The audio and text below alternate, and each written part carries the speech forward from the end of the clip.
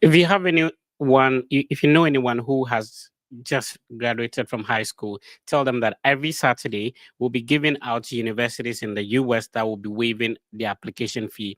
So as you know, they prepare to apply to the local institutions, UCC, Tech, Legon, and all that.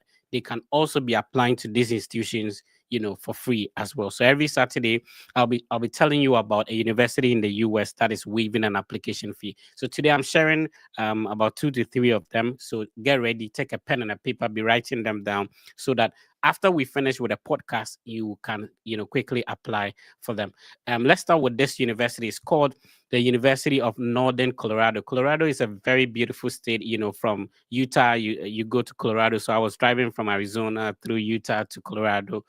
You move to Iowa, stuff like that. So this is a good university to apply to.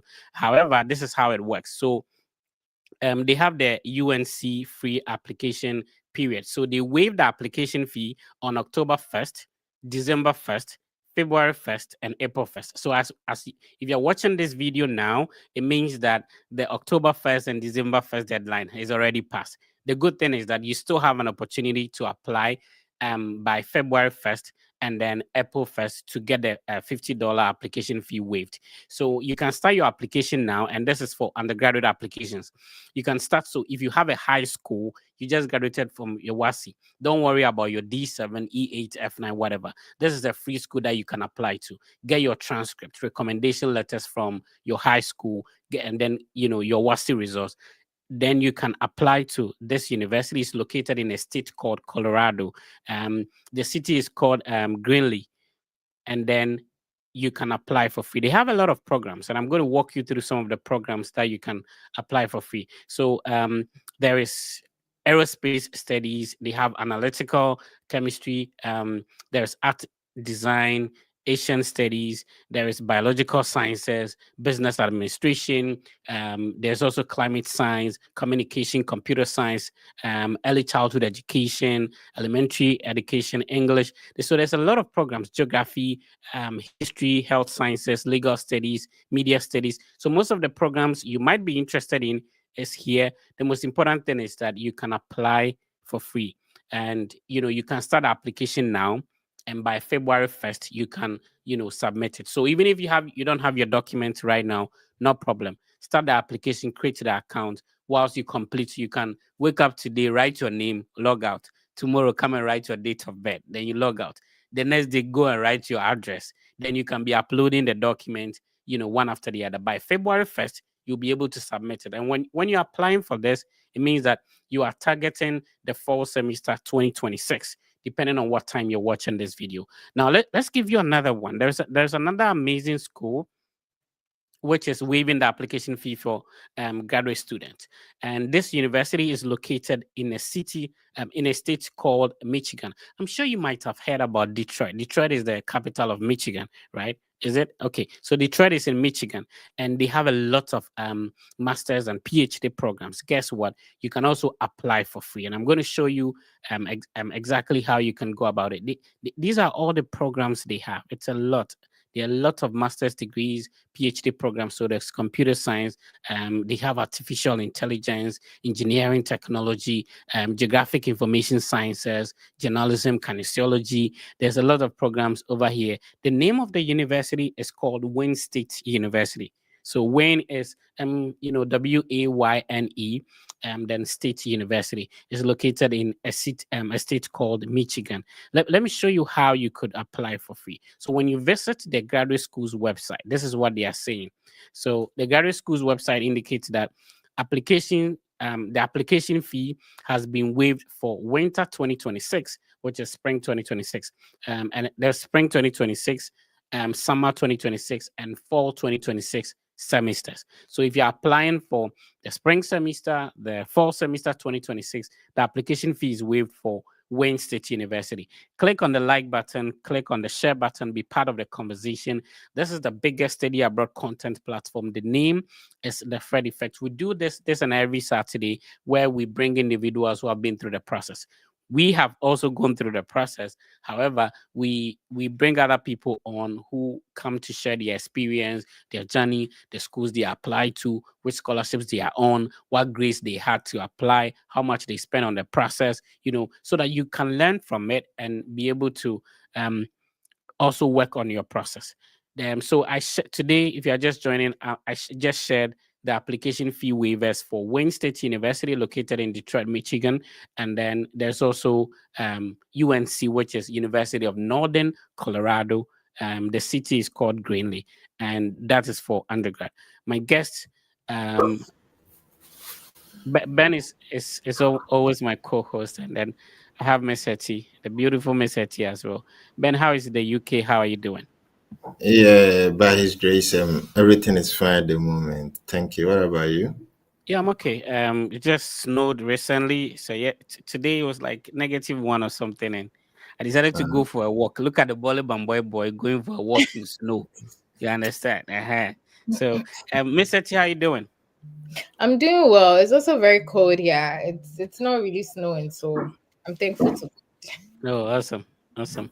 Yeah, I used to not like the cold, but it's sometimes beautiful, especially when it snows. Hmm. Yeah, It's it's nice when it's you're it's way. driving and then there's the trees are white and everything. Mm-hmm. It looks beautiful. Yeah, Yeah, that's yeah, and you can make like their weather conditions are extreme, but you can make something good out of every situation. So hmm when it is summer, great. When it is winter, it's beautiful everywhere. When I like fall time where the trees are very beautiful, flowers and all that. Anyway, so we are still waiting for our guests, but if you do have questions for us, you can pop in. Please just type it in the comment section, or you can also request and join us live if you do have questions, and then we'll be responding to them. Um, Miss Hetty, talk to us about your YouTube channel, because this is the first time somebody's seeing. Talk to us about your YouTube channel as well. Oh, okay. So, hi everyone. My name is Hetty. My YouTube channel is also called Miss Hetty MS, and then Hetty. My YouTube channel basically shares my experience as an international student, how I started, how I went through the process, the do's and don'ts that I had to apply to getting here. Eventually, landed a full scholarship to study the program of my choice, and basically my life here so far as an international student. So yeah, that's what my YouTube channel is about. Right. So we'll be responding to some questions. Ben is in the UK. Um, he also studied in India and currently studying in the UK as well. Ben, for people who are seeing you for the first time, you've been on the podcast for almost God knows how long, but if somebody's seeing you for the first time, any introductions? Oh, the name is simple, just Ben, and as you said, I'm not studying. I'm done. I'm just Okay, waiting for my graduation, I see. which is coming off this 18th of December. So, by the grace of God, I have two masters, one in public administration and then one in public policy. So we are coming back. We are coming back to Africa to make changes. So people shouldn't worry, cry. Awesome. So we'll be picking some questions. PK, you have a question for us on TikTok. What's your question?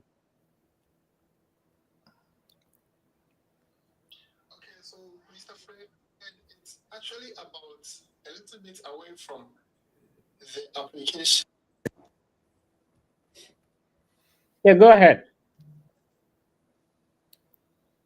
PK, please go ahead. Okay. I think I lost him. All right. Is it water? Lawson. Okay, Lawson, please go on.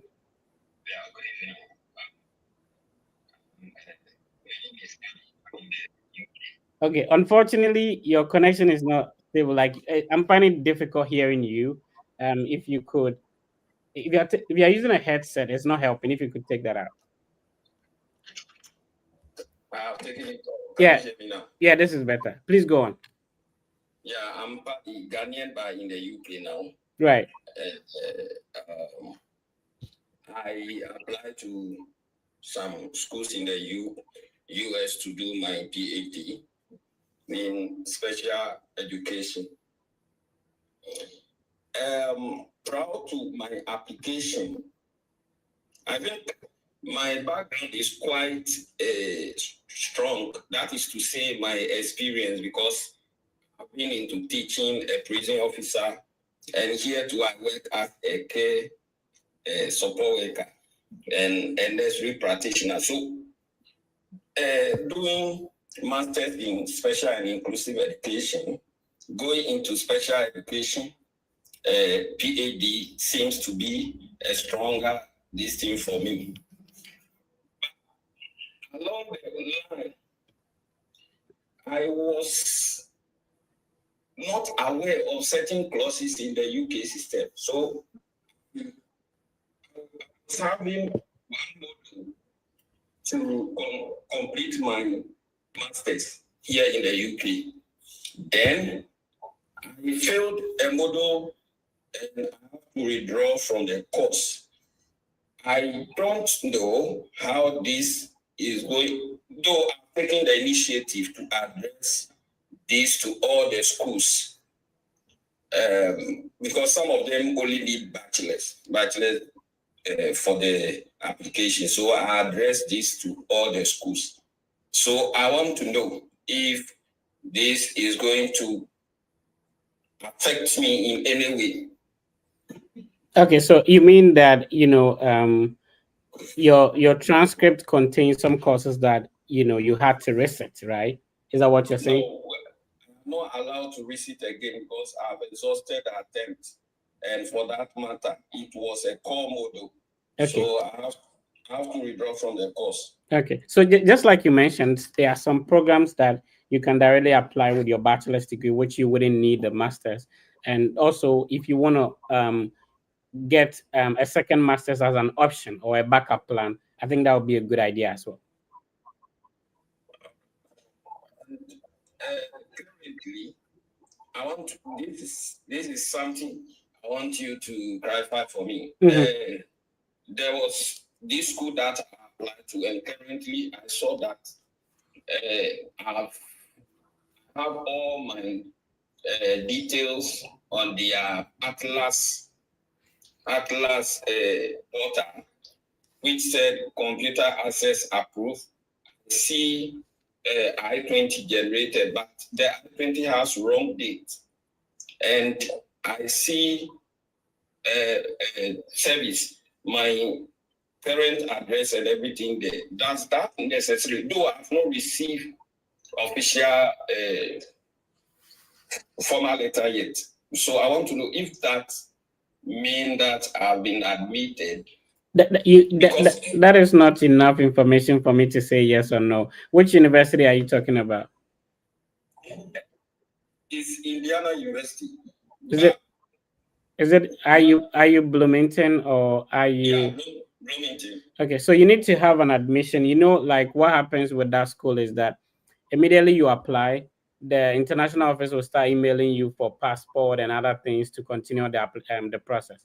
So you need to make sure that you have received admission, because that does not mean that an I-20 has been issued yet. All right. Let's talk to another person. We had Dawson on, but I think he's gone. All right. Let's see if you can also request to join if you have some questions for us about your application process.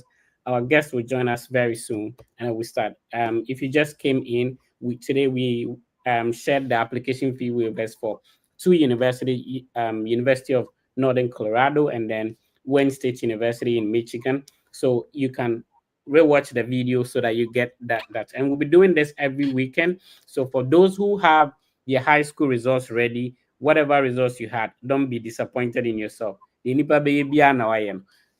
are schools you can apply for that will be sharing application fee waivers every week if you are supposed to join us. Ben, you want to comment? Yeah, so just as you are saying, I think just to add to what you are saying, one other thing that some of us we don't know is that, you see, out here, it's not just really about, let's say, continuation of what you have done. So for instance, if maybe your bachelor's is in education, then it means that you have to continue with education, a master's in education, PhD in education. No.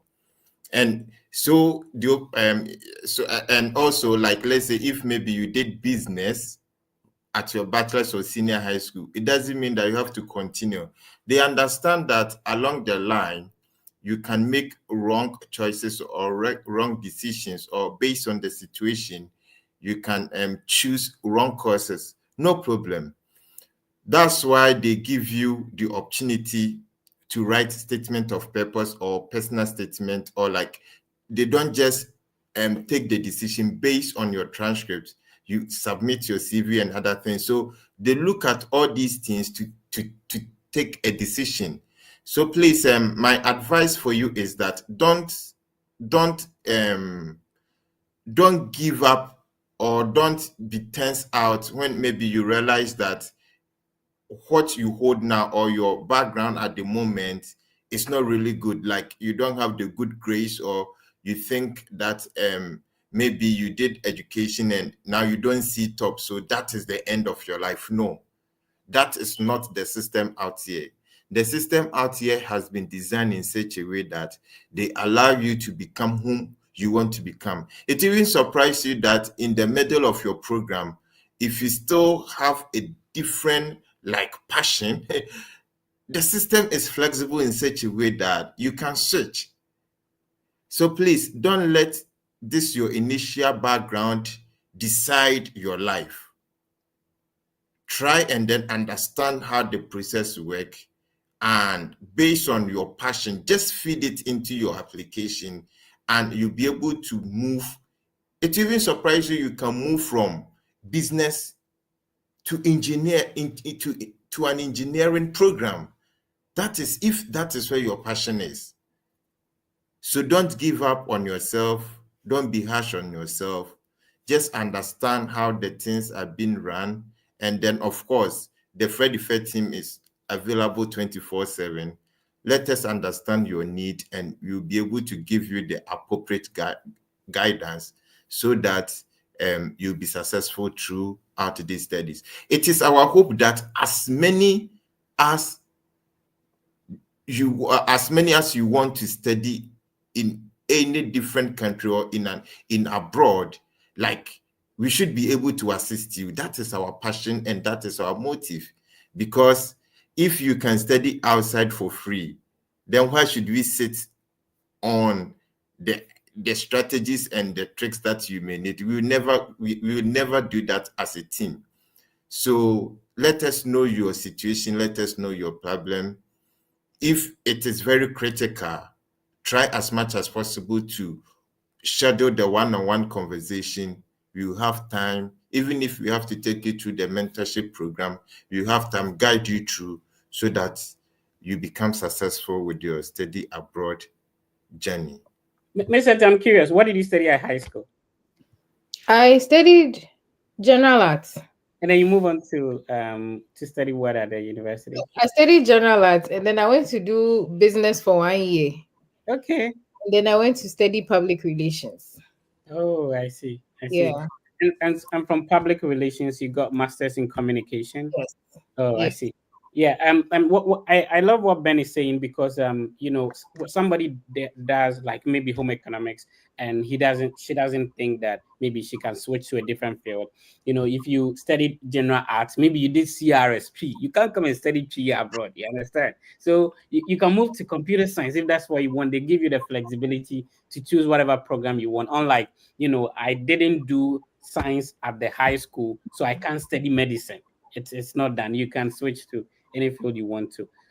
I don't know if Messi, you want to come in, but we Yes. pick some questions. Yeah. Yeah, sure. I just wanted to add on a bit, I mean, to what Ben said and what you just said, actually. I think one major thing that I always say, and I think Fred makes this very loud and clear, is for you to embark on this journey, you need to research, because regardless of your background, you can get into certain fields. Even in communication, there were people who came to do the program not from a communication background. People came from tourism, hotel management. It's, for instance, communication is a program that you it's important in every field. So regardless of your background, you can still get into communication. It's just how best you're able to write your statements of purpose, just like what Ben said. And the most important thing is you need to ask questions. Like, don't feel that somebody's experience, because they might have your same background, it didn't work for them, means that it's also not going to work for you.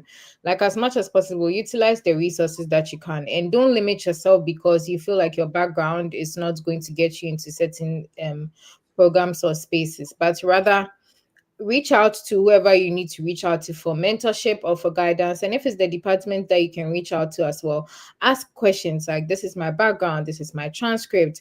I want to know if I can apply into this program, or I'm a good fit, or I'm a good candidate. The worst you can get is not a response or a no. And it doesn't end there. You can always look out for other avenues and alternatives to still go ahead and pursue your study abroad dreams. So don't feel limited or boxed in whatever background that you're in. I know somebody with a communications background who's currently reading project management. I also know somebody with actually a medicine background, and that person is currently doing data analytics. I was so shocked because I never thought it would be possible, because some of us have been preconditioned to have the mindset that, oh, once you get into science you have to do medicine, you have to go all the way and become a doctor. No, but you can get into computer science, you can get into data analytics, you can get into accounting. There are so many fields you can get into with your background. The most important thing is, if you're writing a statement of purpose, which is required, particularly for like grad school, just make sure that you leverage your expertise and how the course you're going to take tallies into your background, and how you're going to blend both to, at the end of the day, achieve your goal. So don't box yourself up in that cage. Like 2026, that mindset should change. You should embark and strive for greatness. Yeah. That's the ever Miss Hetty, very intelligent lady. I admire her a lot. So one of the things I love is when it's graduation time. So December will be graduation for people, May will be graduation for people, and people are able to invite their parents to come for graduation. So if you're a parent and you're listening to me, maybe I will point out the bit to about America and say, Obama study America. And I say, or graduate here, or we invite them over. Shout out to all the parents who are criticizing their kids for having D7, E8. Umana na bit more about America. Perfectionist, please go on with your question. Okay, thank you very much. So this is out of what we are doing here, but I would like to ask that before I go to my main question. Right. So my daughter is an American with American citizenship, Mhm. and she's just 6 years. So is there a way I can pass through her to the US? Is there a way? Can I apply for a school for her or anything? Can you apply for a school for her? Yes. She's already in Ghana. Yeah, she's in Ghana. Oh, And okay. she has American Oh, passport. then she doesn't need to go through the international student route. So you just have to apply to school, and then she can come. Or she can come and then work on the application, because the processes differ from when you are applying as an international student. So you can apply for maybe a visitor's visa, or any other category of visa, then you can come with her. Okay. Okay. So one question. Mm. I started filling the forms on the Common app, Right. and they said I should give transcripts on grade 9. So I'm asking, is it JHS transcript or? Okay, so over here, that's a good question. So Miss Etty, grade 9 will be what? Because I know 12 will be like high school. So grade 9 to 12 is senior high school. So that's it. Senior high? Yeah. So grade 9 is high school. Senior high is three years old. What? So you senior see, high is 3 years. they have what we call the K to 12 system. So if you are at grade 9, 10, 11, 12, so I think it starts from 9 to 12 is the high school. I don't know if you get it. 12 is senior high. So the 9 is JHS. Yeah, so that is high school. before my diploma. Right. Oh, okay. Okay, thank you very much. Okay. So you are applying for school for yourself or for your kid? Okay, she's gone. Abena, how you doing? Hello, I'm doing well, and you? Yeah, Abena, go ahead with your question.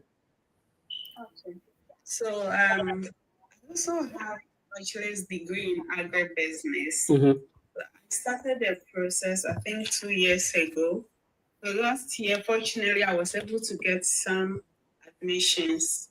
I was actually focusing on Canada, and I got some admissions and partial entrance scholarship, Right. put it that way. But unfortunately, I couldn't make it through because of the visa processes. Right. Yeah, so this year I actually wanted to consider the US and see, but it looks like most of this. You don't consider US. US na ya brutri no. US they don't consider. Okay, so consider US. They say what the US have to do for me. Abna abotro. US they don't consider because who apply to US. What they say. Try to few schools. Right. I got 2 schools, but the one that gave me the funding was very small. Yeah, can say. Abna, what happens is that the US schools, you can know whether they are going to give you funding or not before you apply, right? So the question is that did you talk to somebody in there, ask about the admission, ask whether they give scholarships before applying. If you didn't do that, that's when it ends up with, you getting the admission without the funding. Yes, I did that because I've not been on your live before, but I've really been following you. Okay. So I did that. Yeah. I've forgotten this one of the school. Even the professor told me that, like, looking at my credentials, it's good. So I should go ahead and apply and they are funded. But unfortunately, after applying, I didn't even get even a single. So what happens is that not all the admission letters will come with a funding on it. So sometimes you have to do something extra. So for example, once you get the admission, you email the same professor you said you talked to, and then ask that, okay, you are grateful for being considered for the admission. So will the admission automatically come with a scholarship? If so, when should you wait for that scholarship letter? If it doesn't come with automatic scholarship, what is the link or what is the application document to apply separately for the scholarships? You understand? So not all the letters are automatically going to come with a scholarship. You may have to take a second step. So for example, my first university that I came to, the scholarship letter was part of the admission letter. My second university, after getting the admission, it took like a month before my scholarship letter came. Do you get it? But I had to do an interview and all that extra. So when you have the admission, that is the first step. You need to speak with somebody and get to know that is there a separate application process for the scholarship. So if the document does not contain the scholarship information, that is not the end of it. So my whole is I'm a bit confused. I don't know. I'm just thinking that maybe my program is the reason I'm not getting. What program have you been applying for? I did agriculture, so I've been applying for agriculture-related programs. Okay, so the first thing is that we first of all have to figure out if the department will offer you the scholarship. If you gain the admission, don't just sit down waiting for anybody to get in touch with you.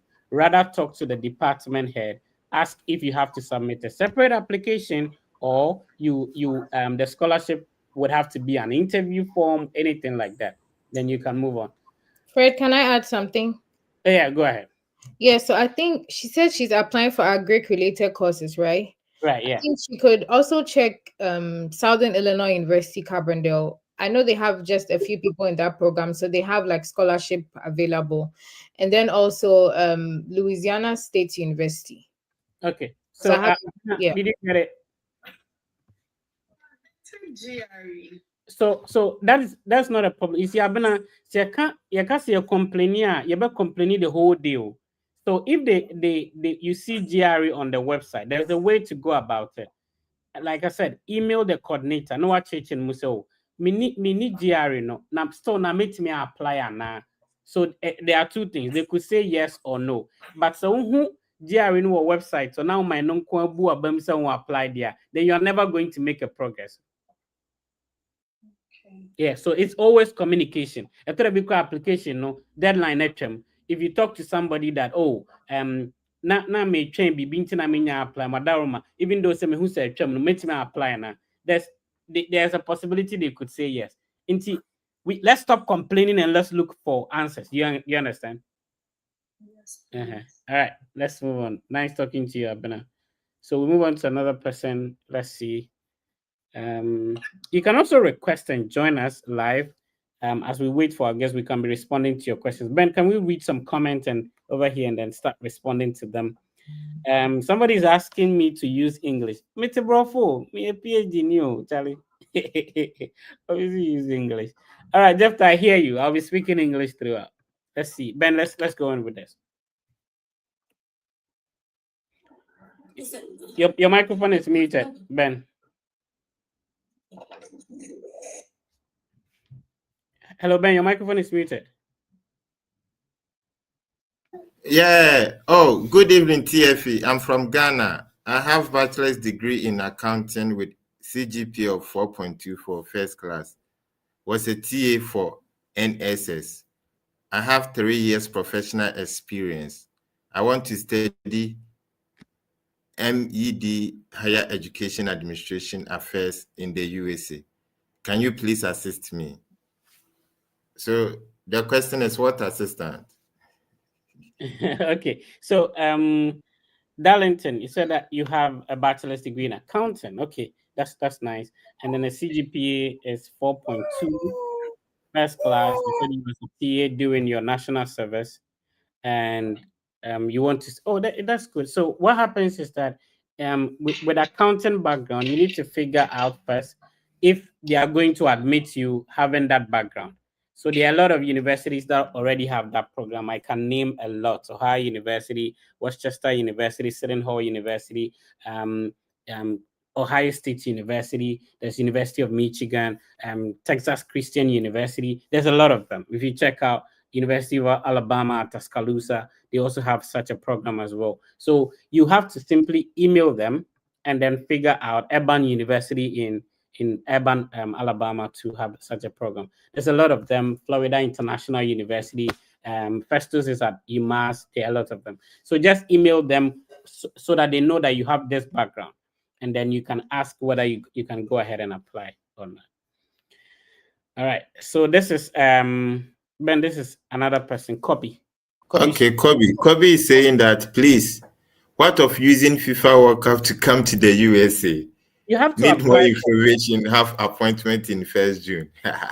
You have to apply for a visitor visa. You said you have an appointment on 1st June already. So all you need to do is to be able to make sure that you qualify for the category of visa you're applying for. And you build your case very well. If you do not have somebody to go through your DS-160 for you, please get somebody to do that so that there are no mistakes in that. I don't think that should be a problem at all.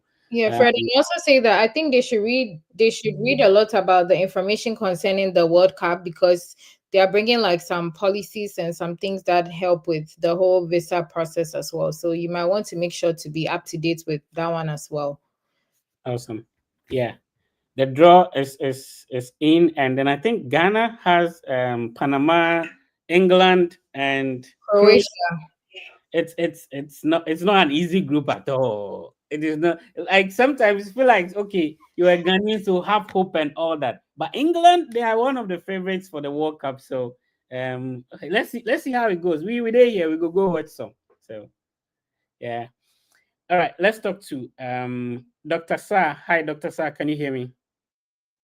Yes, please. Good evening, Mr. Fred. Yeah. Doctor near then doctor. I need doctor now say. What doctor are you?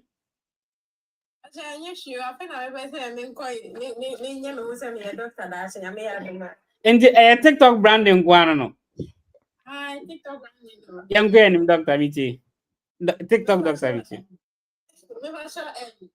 so we have to chance graduate and then any first time journey like Right. and I may that's so kind of the comment or say we apply for school by design for transcript. Right. It's maybe besides like I'm to assisting like I apply we better inquire next in ever and I think I help with a link and our schools need to miss with me Yeah, sure. So yeah, started with document was this year. What may aquajo transcript, you know?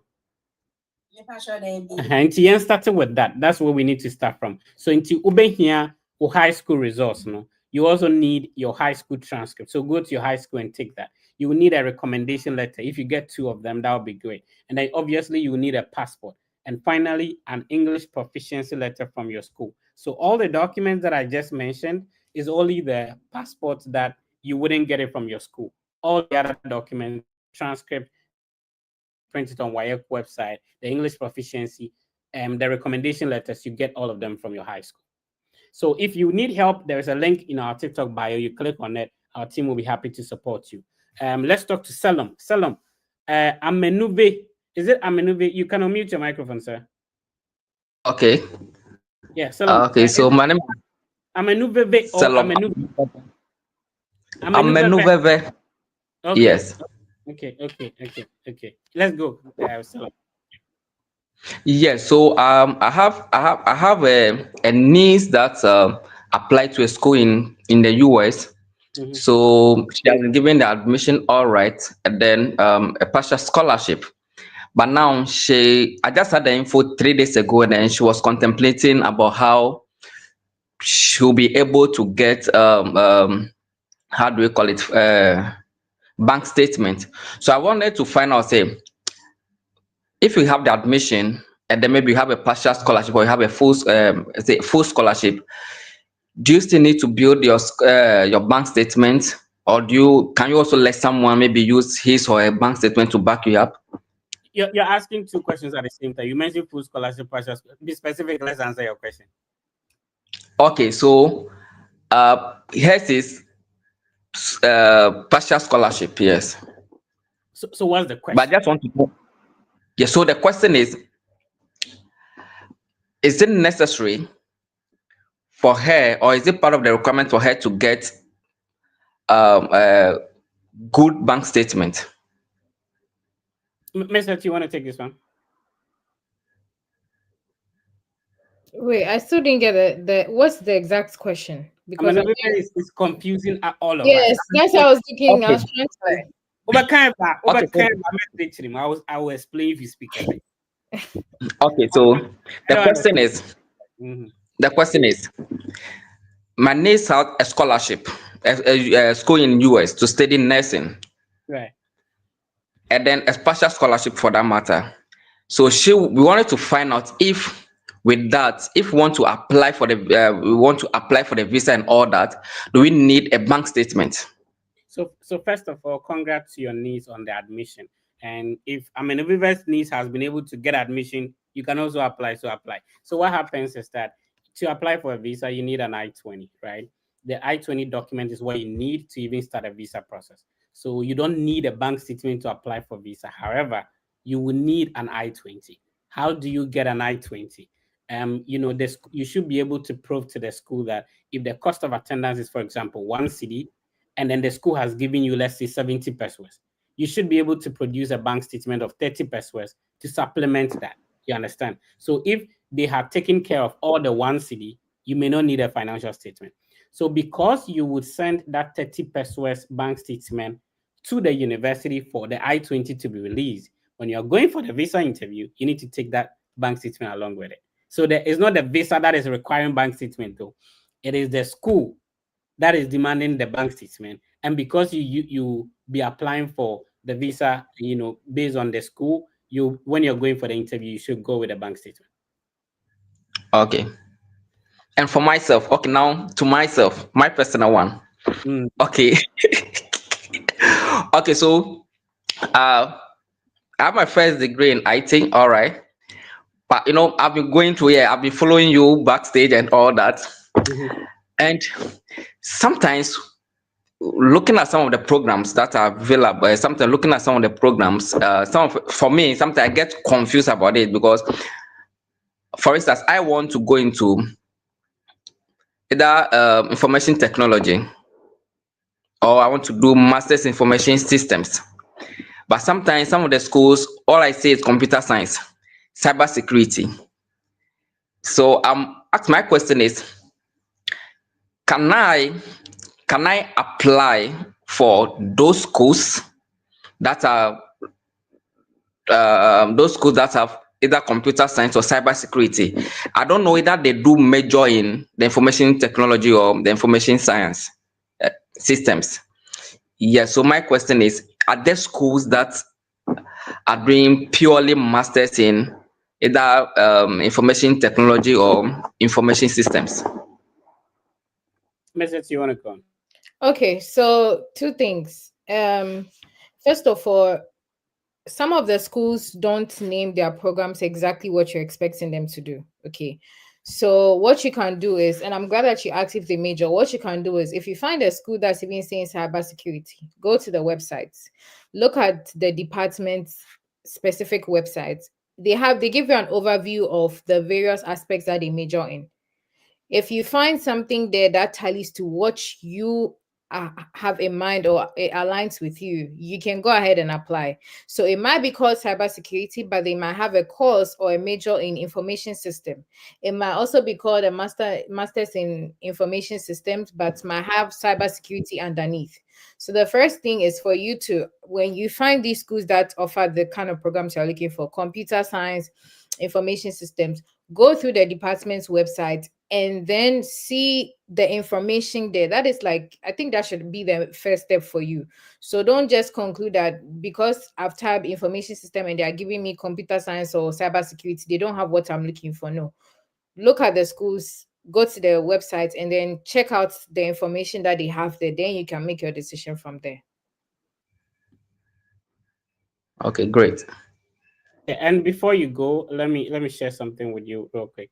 There's a school that we just shared that is waiving application fee. If you go through their programs, they have some IT programs that you probably might be interested in. I'm going to share that with you quickly. So let's see, and this so that other people can also learn from what we are doing as well. So if you scroll through, they have the data computing here, data science and business analytics. And then if you go to the C column, that is where you see the computer science. Okay, so they have the computer science, artificial intelligence, just like what Miss Eti was saying, the computer technology. And then Okay. and so you would decide whether you would when you see computer science, just like Miss Eti said, you need to go through their website. That is where they have a concentration in artificial intelligence. I don't know if what I'm saying makes sense. If you go to Yeah. computer they might have a concentration in that. We appreciate you for coming on. Thank you so much, Selo. All right. All right, Thank you. let's have another person on. Except maybe Ben wants to come in, but let's bring another person on. Let's see. Samuel. Hi, Samuel. How you doing? Hello, Samuel. Hi, Samuel. Okay, Samuel is not ready. Cynthia. Yeah, you need to speak up a little bit. Hello, Fred. Good evening. Yeah, good evening. I just have one question. Okay, it's hard hearing you. Are you using a headset? Um, Cynthia, are you using a headset? Okay, let's talk to. Oh, hi. Oh, how you doing? Hello, please. Good evening. Yeah, this is Claire. How you doing? This I'm fine. How are you? I'm okay. Go ahead with your question. Yes, I'm asking this on behalf of my little sister. Okay. She has been giving admissions. Mm-hmm. Yeah, but all the scholarships are partial. Okay. So I was just asking if there's any way to change it to fully funded one. Okay, so She's supposed to finish everything this month, but she'll be going, I think, January 20th. all right. So is your sister applying for a bachelor's or a master's? A bachelor. And these institutions are in the US. Yes, please. Does she have a SAT scores? Yes, please. What was the scores But though? she didn't use it. What was the scores? 1140. Okay, not bad. However, you need to understand that not every university offers full scholarship for international students. So if she applied not knowing that they offer full scholarship, then it means that she accepted to be offered the partial scholarship she's getting. Because this information is clearly on the university's website even before you apply. Do you get what I'm saying? Yeah, so it's not as if it's a try and error kind of thing that, my results are good. When I apply to any school, I'm going to get a scholarship. For some schools, they make it clear that we do not offer scholarships for international students. So when you are applying, be ready to be able to take this part of the cost of or the tuition or the cost of attendance. So if she applied to such institutions expecting to get them to pay for everything, it wouldn't work like that. So there's nothing to do about it. There's obviously something to do about it. So congrats on her admission. So she can email the admissions office and then share her SAT scores with them and then ask that, is there a way that as an international applicant, I can apply for additional scholarships in addition to what I have been given? And some schools, please pay attention to this one. Some schools have what we call the CSS profile. And then there's also International Student Financial Aid Application. So there are two things: CSS profile, International Student Aid Financial Aid Application. So if the school has any of these two, apart from the scholarship she has already gotten, she can apply for an extra scholarship to take care of the rest of the deficit. Am I making sense? How do you know whether the school has this? You need to ask them. Okay. All right. Right. Thank you for Please, I sharing. have another question. Okay. For myself. Okay, so you came for your sister and yourself. Yes. Okay, go on. I'm listening. Okay, I just finished my degree and I had a CGPA of 3.2. Mhm. I did a social science, economics major. That means UCC, right? Yes. Please. Now what this shall answer Casford. Let me SRC. No SRC hall. SRC hall. Oh, okay. So I just want if you can recommend some programs and schools. Oh, we will start with the document. You need to push your document together. And I want Kasano, oh, the opposite way so you have what you want to be. And you mean I say me choose a program no more. Nti wa no person or doctor, o person or nurse, o person or engineer, o person or pilot, o person or room kukum like na o come then a person or it based on the person we no. Nanka what decide is okay. Me manage the program we any program we ni aboa mo find this school no. And my end dictate program ma on never say. Okay. Auntie. That was then. Okay. All right. Nice talking to you. Much. Yeah. Let's see. Our guest is ready. Let's talk to Matthew. Hi, Matthew. Matthew Asampa. Hello, Matthew. You're not your microphone is muted. You have to unmute it.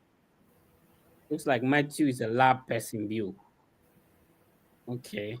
Let's have our guest on and then we get started. Bro, you're welcome. Thank you. Can you hear me well? Yeah, we can hear you. We've been waiting for you. Where have you been? Oh, I thought it was 1:30 Eastern time. Oh, okay. Don't worry. Then my people miscommunicated, but no problem. Oh, We're glad. sorry. Like we thought we are going to start at 12:30 and all that. So we've been responding to people's questions. Now that you're here, let's okay. get. So our guest is called Kwesi Live. What's your full name? What's your government name? Government name is John Bosomtria Kwafo. Oh, okay. Wow, that's some sort of Enmunyam DBO. Yeah, I've been using it to scare the white people here that my name is after a leak, so you don't have to joke with me. Like if you Google Lake Bosomtria, that's me. So that's how I used to scare them a little bit, right? Into brand in a Kwesi Live, right? Yeah, I mean, at various stages in my life, there's a different name people call me with. Okay. So from my primary to JHS, people used to call me by my last name, Akwafo. So who will be a call JHS now called Kwesi Life, and I said John, I own Hunipako. This is all Akwafo. And then high school, but then I think the university now they changed brand name in Kwesi Life. Okay. Ben, let's get started. Let's get going. Sure. Oh, Yeah. all right. Let's see. Yeah, Kwesi, you're welcome. Thank you, Ben. Yeah. So there's a quick one. Can you introduce yourself so that our viewers will know who you are. Yeah, so my name, just like I mentioned, is John Obutumji Akwafo, but we are in the US. So I usually go by John Akwafo, but what people usually know me with is Kwesi Live. I'm currently pursuing my PhD in Media and Communications at Bowling Green State University. I did my master's here as well in public administration, and my undergrad was in political science and Russian at the University of Ghana. So um, give or take, I've been in higher education since 2016. I've only had 2 years break between that. Even one, I think, yeah, one was for year abroad studies in Russia, and the other one was for my national service. And then I've been in higher education since. So I think that's a little bit about me. Yeah, I've been here since 2022 August. Um, Graduated with my master's in public administration in 2024 spring. That was around April May, and then I started my PhD in the following fall, which was last year, 2024. So I'm currently almost done with my third semester in the PhD program. Oh, okay, that's interesting. So, welcome to the biggest study abroad podcast with a Yeah, I know Freddie that. team. Yeah, so today I'm here with Miss Hetty. Do you know the Miss Hetty always confused me, but that one we talk about it later. You know this people. Miss the MS, it always confuses me, but we talk about it later. So Yeah. today I'm here with Miss Hetty, and you know our mission is simple, just for you to show us the way. Yeah. Yes. So from Ghana and then to US, now doing your after masters, you're doing your PhD. We know that you've gone through a lot and you know a lot of things. You know what the Fred effect is doing is that we are not interested in throwing eyes into the eyes, throwing dust into the eyes of our followers. So we want them to hear from the people's own mouth so that they can make the decision for themselves. And sometimes we think that there are a lot of things that you guys know that we don't know. You know, in education, you'll be told that no one is repository of knowledge. And Yeah. that is the core principle of the Fred Effect team. So we believe that we don't know everything. We are not God. Therefore, Yeah. we have to allow people like you with the in-depth knowledge, with your huge experience, so that you help some of us who are still in the northern part of Ghana, western part of Ghana, struggling. We don't have adequate information. You know the funny thing, people keep on frauding others. Those with the limited information, they keep on frauding others. So today, Miss Hetty and I will have to make sure that you give us one of the finest information so that our viewers can learn from it. So, Miss Sure. Hetty, Kwesi is live. Yes. Oh my god. That's a nice way. That's Yeah. true. Anyways, welcome to the Study Abroad podcast with the Fred Effect team. I think I know Kwesi Live from the mock sessions. So Really? because I also came around the same time you did. So I remember Wow. you very well. And so Okay. it's good to have you here with us. So, anyways, we're going to kickstart the conversation. And just like Ben said, we basically want you to take us through your process, how you did it, and how somebody else watching you today can also equally do it by listening to you. So it's not like hearsay. So let's take it back a little bit. Okay, Yeah. let's take you back. When you were giving your Uh, introduction, you said you did political science and you said Russian, right? yeah, Russian, yeah. Political science Russian and language. and Yeah. then you came to do public admin, and right now you're doing media In studies. media and communication. So it's a whole lot. So let's take you back a bit to 2022 when we used to do the 4 a.m. mock sessions. So let's Yeah. let's take it back. And Yeah. what made you want to start your study abroad journey in the US and not any other country? So this is the crazy part, right? That the US was never a part of my dreams to study abroad. I wanted to live here maybe in the longer period, but then it wasn't when I was thinking about studying abroad, US it wasn't part of it. One mainly because of the GRE requirements, which I never wanted to do a GRE.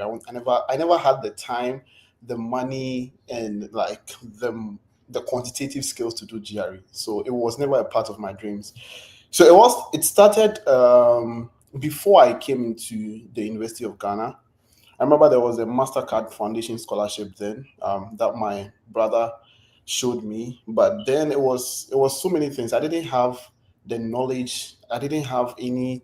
I didn't even know that there were YouTube channels that I could watch to get the understanding. So I remember I made it through the University of British Columbia in Canada. I made it through to the interview stage, and that was it. I gave up. I never submitted my application fee and whatever. So I ended up at the University of Ghana doing political science and Russian.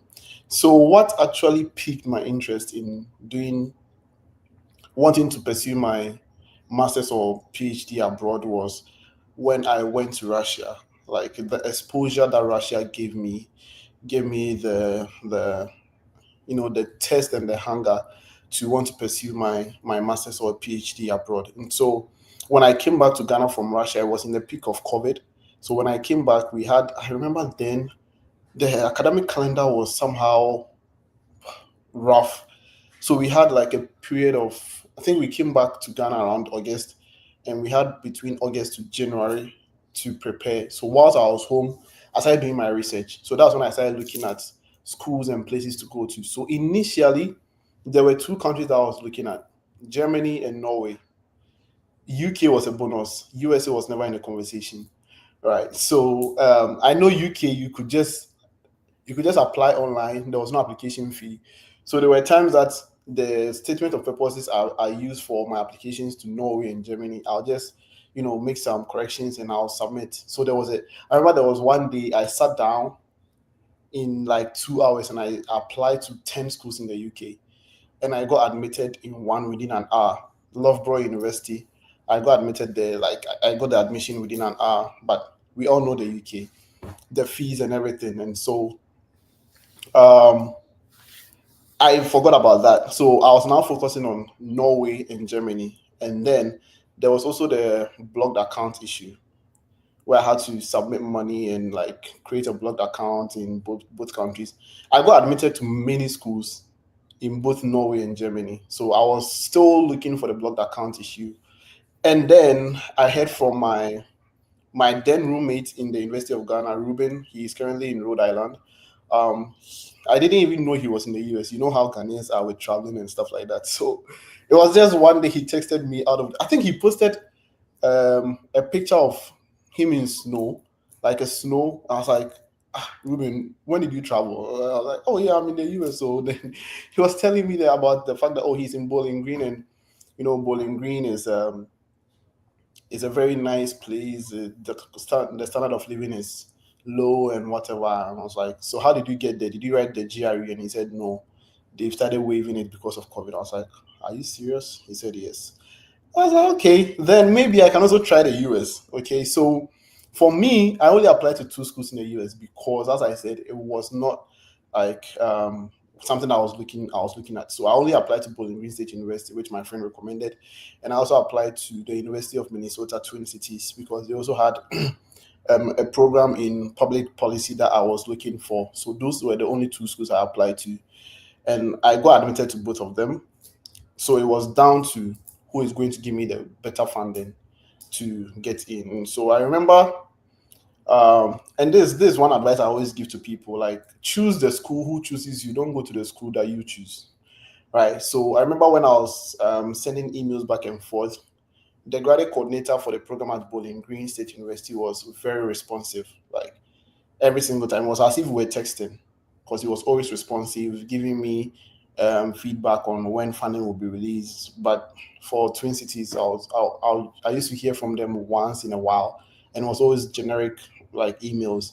So that was what made me decide that okay, I'm going to come to Bowling Green. So um, I got it. I didn't get a full funding. They were going to pay for 6 out of 9 credit hours per semester for me, and then give me some grant assistantship, which was for me then it was okay. All right. So I started doing the process with them. I kind of forgot about Twin Cities for a bit, even though they gave me some funding, but I just didn't feel the vibe. Like I didn't feel like I would feel welcome when I go there based on the vibe that I was having with with the department. So I decided to choose Bowling Green, and that's when it started. So that was how come I decided to come to the US. The Germany and Norway schools were still there, and I had to do the the difficult thing of sending like rejection emails back to them that unfortunately I'm not going to accept the offer, because I know Norway, for example, the program that I was accepted in, it was very competitive. I think they were admitting just 6 students, and I was one of them. So they needed me to let them know that I'm not coming so that they can give it to someone on the wait list. So I had to let them know that I was no more coming and that I'm pursuing the USA. So I gave up all those dreams and decided to just focus on the USA. I see. It's interesting how, I mean, when I was also starting, the US was not part because the GRE was not something. Yes. But I literally registered for the class. I did 1 week, 2 weeks. When I saw the math, I said, Uncle, I would not I see always, you. I always knew that the math was going to be a problem for me. So I was like, no, That's the no. thing. So I was also not looking at the US. So I was intrigued when you also said the same thing. Now let's dive in a little bit. So like you mentioned Bowling Green State University. Was that like the only school you applied to and got admission into? Yeah, so for the US, it was just Bowling Green and University of Minnesota Twin Cities. I know there were some that I started, but I never finished it because Okay. of various reasons. Probably either they were demanding too much, like some of them demand that you do something with your transcript. I've even forgotten the name. Evaluation. Evaluation, $235, bro. I was doing national service then, and allowance were not even coming. And these things, I was mostly using my own income to do it. So I remember I had two friends here in the US who were very, very instrumental, and I always say thank you to them. They are my best friends. One of them helped me with the application fee for Bowling Green, the other helped me with the application fee for University of Minnesota Twin Cities, and they even contributed money to pay for my service fee because then, like, man was broke in Ghana. I didn't want to bother my family and everything because they were my family was like stay in Ghana and work for a while. I remember my brother was trying to do some connections in some of the companies for me. I was like, nah, I'm really done with Ghana. I don't want to stay in Ghana anymore. So I was like, it was more or less like you're on your own now. Because we say you stay and work, you say you don't want to work. So I was doing everything on my own then. And so it became just like a me versus me story. So it was my friends who were holding me down then. So I applied to Bowling Green, University of Minnesota Twin Cities, and all the other schools I studied. I remember I did not finish. Eastern Michigan, Northeastern, Columbia, all those schools. I did not submit them. So I don't consider it as part of the schools I applied to. Okay. So did you end up paying for application fee for these two, or like you had application fee waiver? Okay, so Bowling Green don't offer fee waiver at all. So I paid, but I think for Twin Cities I got a fee waiver. Yeah, I think I got a fee waiver there. So my friend paid for Bowling Green, and I got a fee waiver for University of Minnesota Twin Cities. Yeah, so yeah, I only paid for Bowling Green. Oh, okay. So wherever this your friend is, like shout outs to your friend because Oh yeah, it takes like good friends to actually, look out for you and want you to succeed to make this sacrifice. So wherever this friend is, special shout outs for making Kwesi Live come to the US. they are my people. We are That's always in touch. That's good. That's good. So, just a little bit more before, like, I have Ben also take over. I'm interested in the visa interview, or even before that. When you got Yeah. admission into your program, did it automatically come with funding, or you had to apply for funding outside your admission? No, so for Bowling Green, when you're applying online, they have a box that you tick whether you want to be considered for graduate assistantship. So I just ticked that. So I didn't have to submit separate applications for graduate assistantship. So, but then they don't, for the program that I was doing, public administration, they don't give you the two letters at the same time. They release the admissions and then they do another round of meetings and then come out with the graduate assistantships. So I remember when I got admission, I was pretty happy. I was very happy. And then, because when you get the letter, you don't even take your time to read through everything. I just saw the admission. I was like, oh, Okay, so I'm going to the US. Until I calmed down a little bit, I read it and I realized there was nothing about funding. They were not mentioning anything about funding. So I reached back out to the professor and was like, oh, unfortunately, you are in the wait list for the funding, blah, blah, blah. I was like, okay. And a few hours later, he came out, I was like, oh, I'm sorry. I think I was trying to send a message to a different John that you've been awarded partial funding that will pay for 6 out of 9 credit hours of your tuition and then half guide assistantship, right? So for Bolingwe, what happens is that when you're giving the half, it means you're not getting the full amount, which is about 10,000, which I felt wasn't enough for me. So what the guide coordinator suggested was that I look for other funding places on campus. Some of them may give me full funding. So I applied to. So I remember I went to the website where they have the job listings. I sat down one day. I applied to every single position that I was qualified for.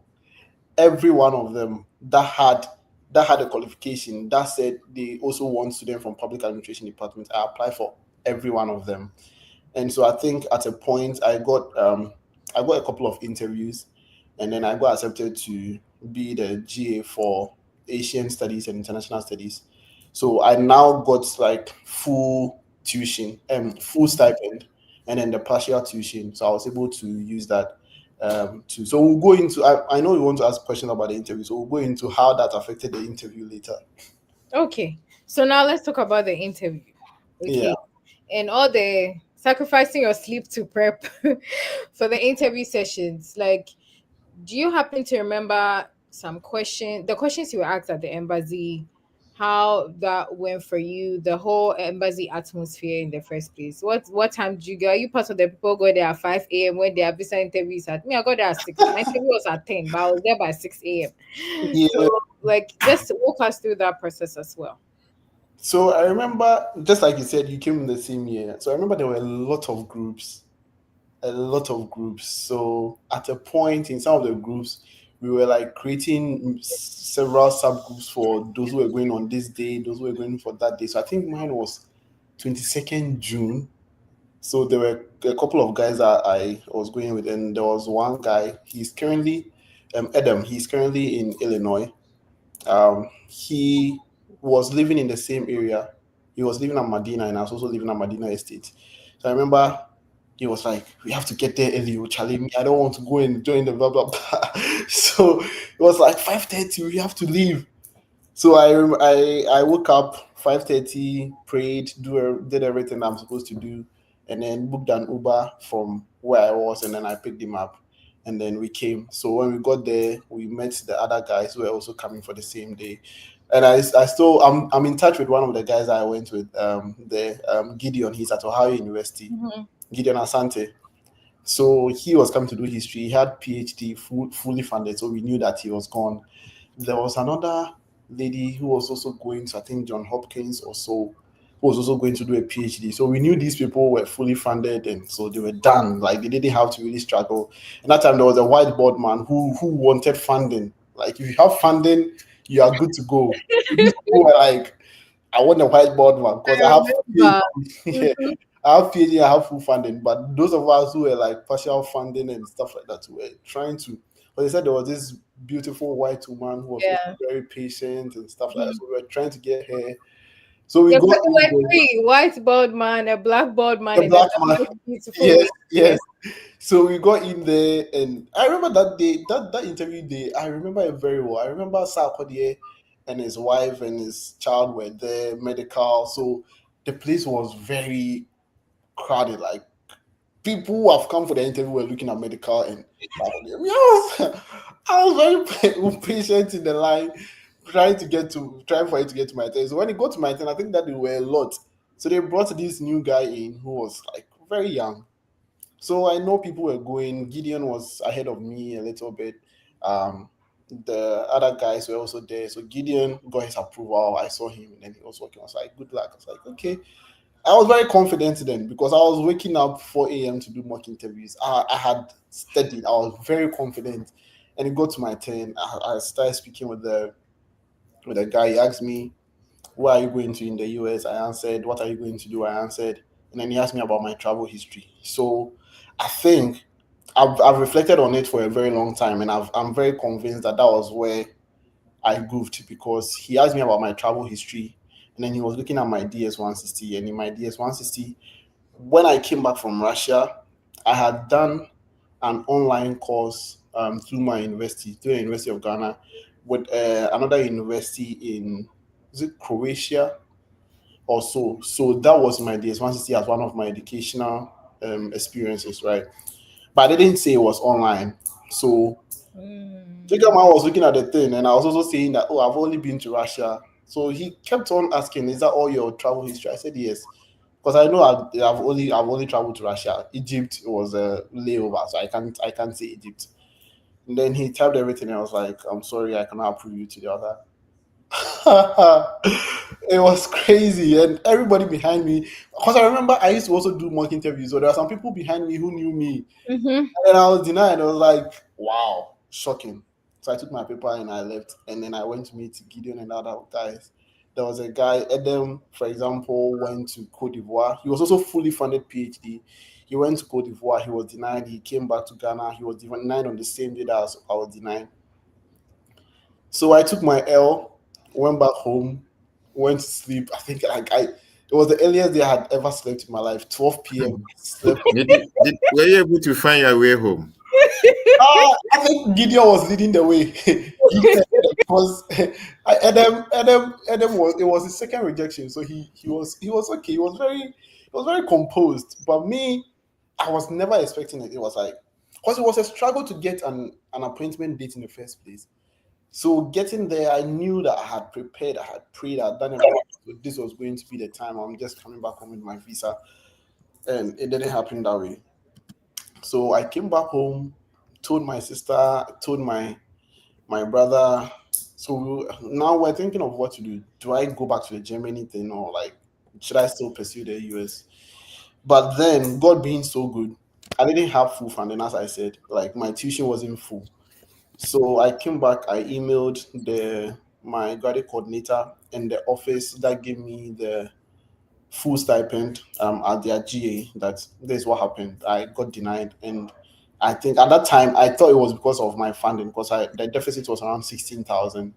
So I thought it was because of the funding. So I told them it's because of the funding, and they were like, okay, they will see what they can do, right? So they said, okay, if I can get another appointment date, I should look for it. They will see, they are going to look at their budget and blah, blah, blah. I wasn't really hopeful, because these are Americans. If they say they don't have the money, they don't have money. But I remember then I still had my emergency appointment valid, right? So I went to buy a new MRV, and luckily for me, the emergency was still there. So whenever they release emergency date, I could see it. So that was how I got another date within 3 days. I got a new appointment date, and then I booked. So immediately I booked that. I think it was around 5 a.m. Around 8 a.m. I got an email from the department that I was going to GA for, that miraculously, whatever, they've been able to get more funding to cover the extra 3 credit hours. So now I'm going to be fully funded. It's like, thank God. So they sent me that email. I was like, okay, now I'm going to prepare. So I started preparing. And then fortunately or unfortunately, the International Student Services here was not able to give me a new I-20 before my appointment day, which was two weeks after my rejection. Right, so I went to the interview again on a Friday. I got there. For whatever reason, the system was not working on that Friday. So I was inside the building in the line, but we had to come back home. They gave us a slip that we should come back the following Monday. And all this while, I was like, you know what? I'll just trust God. I think God is doing his own things, because why? Like, it's the US Embassy. And as at that time, I think they were trying to come back to the usual appointment and everything. So it was a big shocker that their DS-160 system was down on that Friday. So I went on the Monday, and guess what? I was in the line, and I met the whiteboard man. So You are kidding. I'm not kidding. I met the whiteboard man, and I don't have my I-20 with the full funding on. So how am I going to convince him that I'm fully funded, but it's not my I-20? So he took my passport. The first question he asked was, what did you go and do in Russia? In a very harsh and very like confrontational tone. I was like, bro, I just went to Russia for a year abroad studies. It was funded by the government. I didn't have to pay a dime. So that's what I went to do there. It's like, okay, how are you going to pay for your education in the US? So these are the two questions. So I started by saying, according to my new funding letter or the email I got from the school, I'm fully funded. I'm not going to pay any fees. I'm just going to take care of the extra fees. I was like, where is it? I can't see it on the I-20. So I just pushed the email. I printed it. I just pushed it to him. I was like, that's it. So that was the end of the interview. He asked me, is this legit? I said, yes. Are you sure? I said, yes. He said, okay. Then I'm going to give you this sheet. I want to go and verify with the school, and then you hear back from us.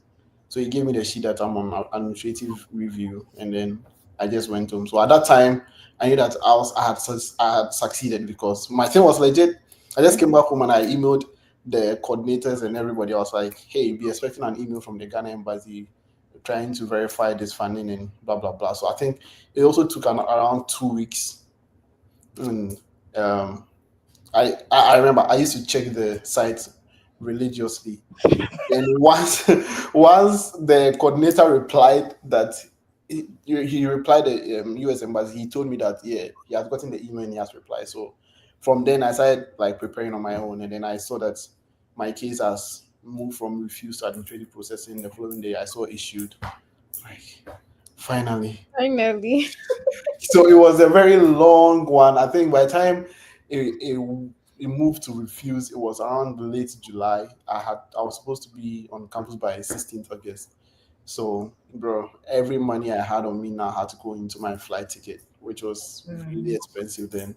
But I think at the end of the day, it was worth it. I'm here now. So That's Yeah. true. I've now understood the Kwesi life.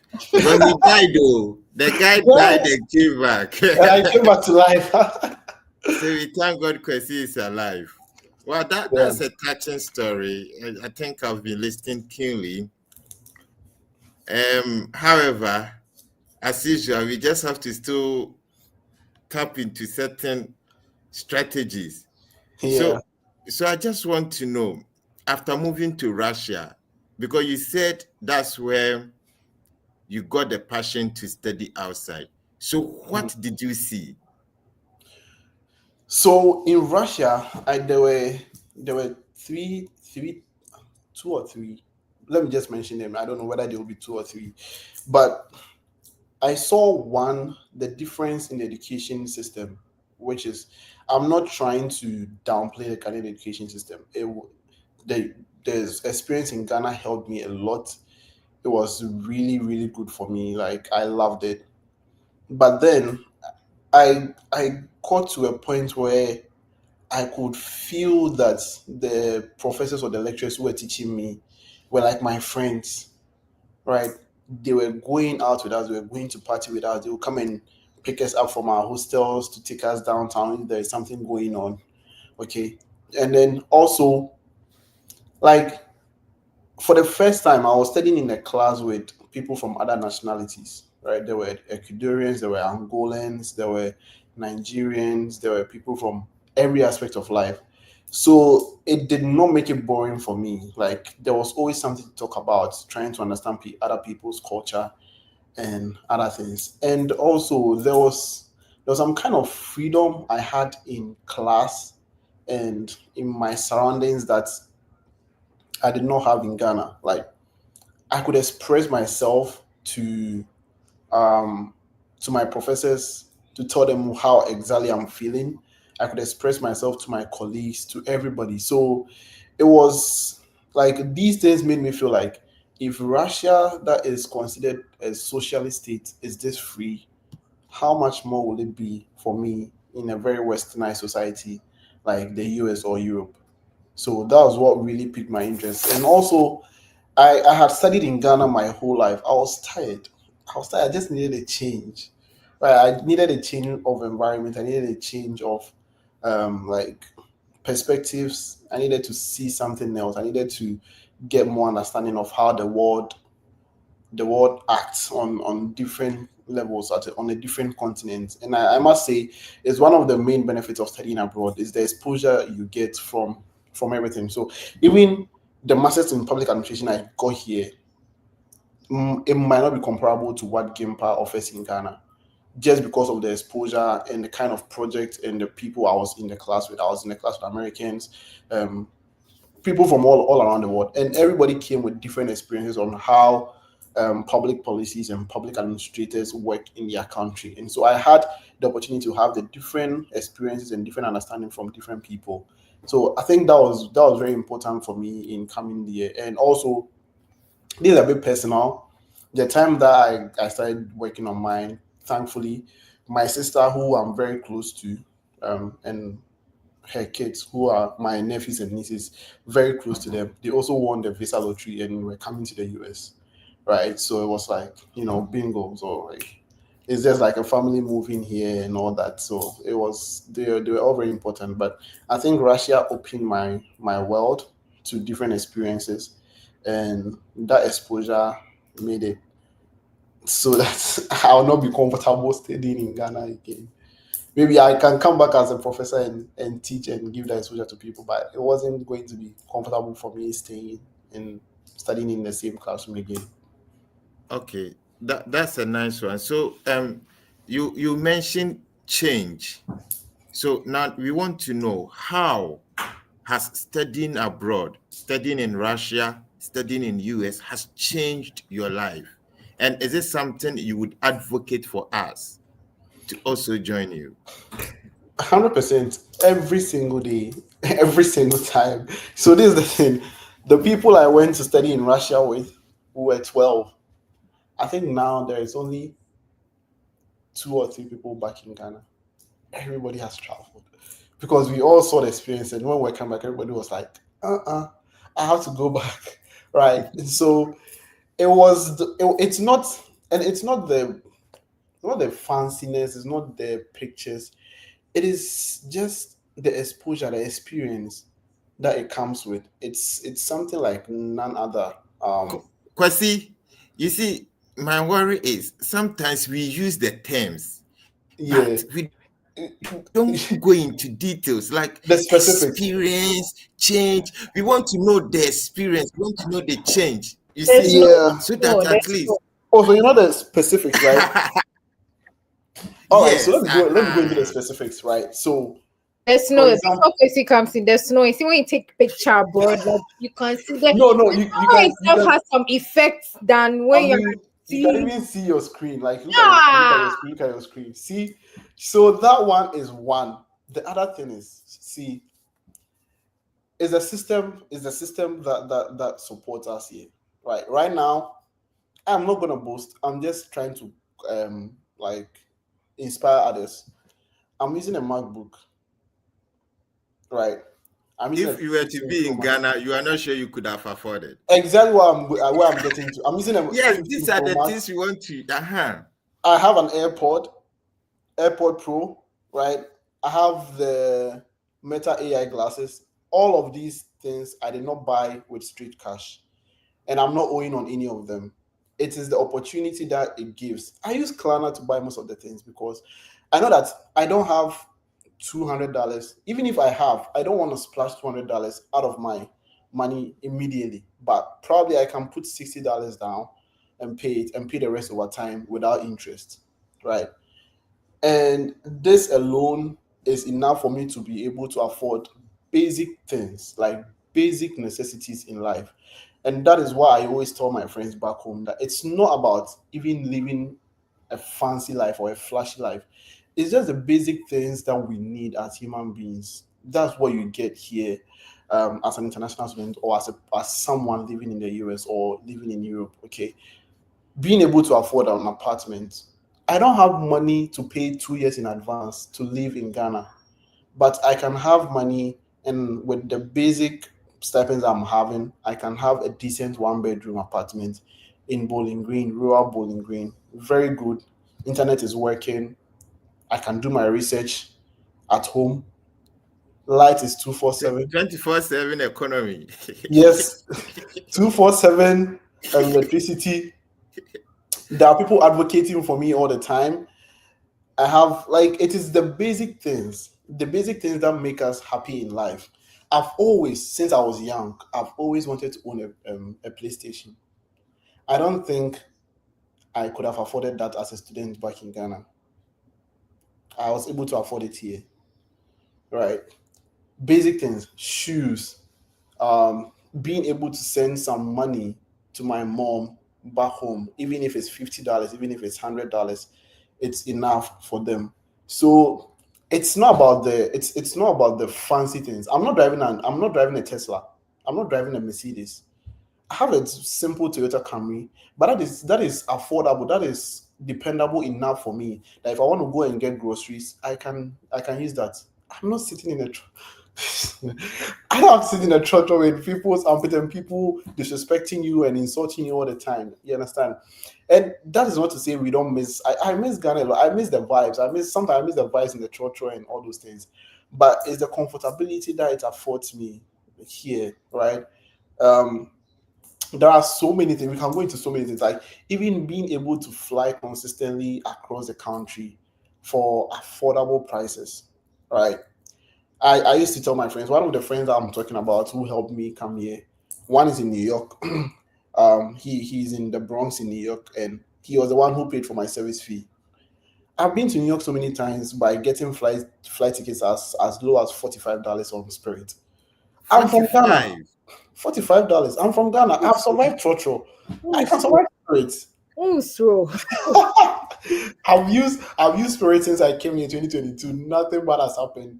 Spirit and Frontier, and it's not. Apart from that, my school has a good deal with Enterprise rent a car. I can rent a car and drive to Maryland. I've rented cars for as low as $35 a day to go and visit my family in Maryland. So it is all the things that you are getting your money's worth. That is the most important thing. Any single money you are putting into the system, you get the money back in either straight cash or the value of things that you are getting. So yeah, it is crazy. And it's not to shade any country. It's not to shade my motherland.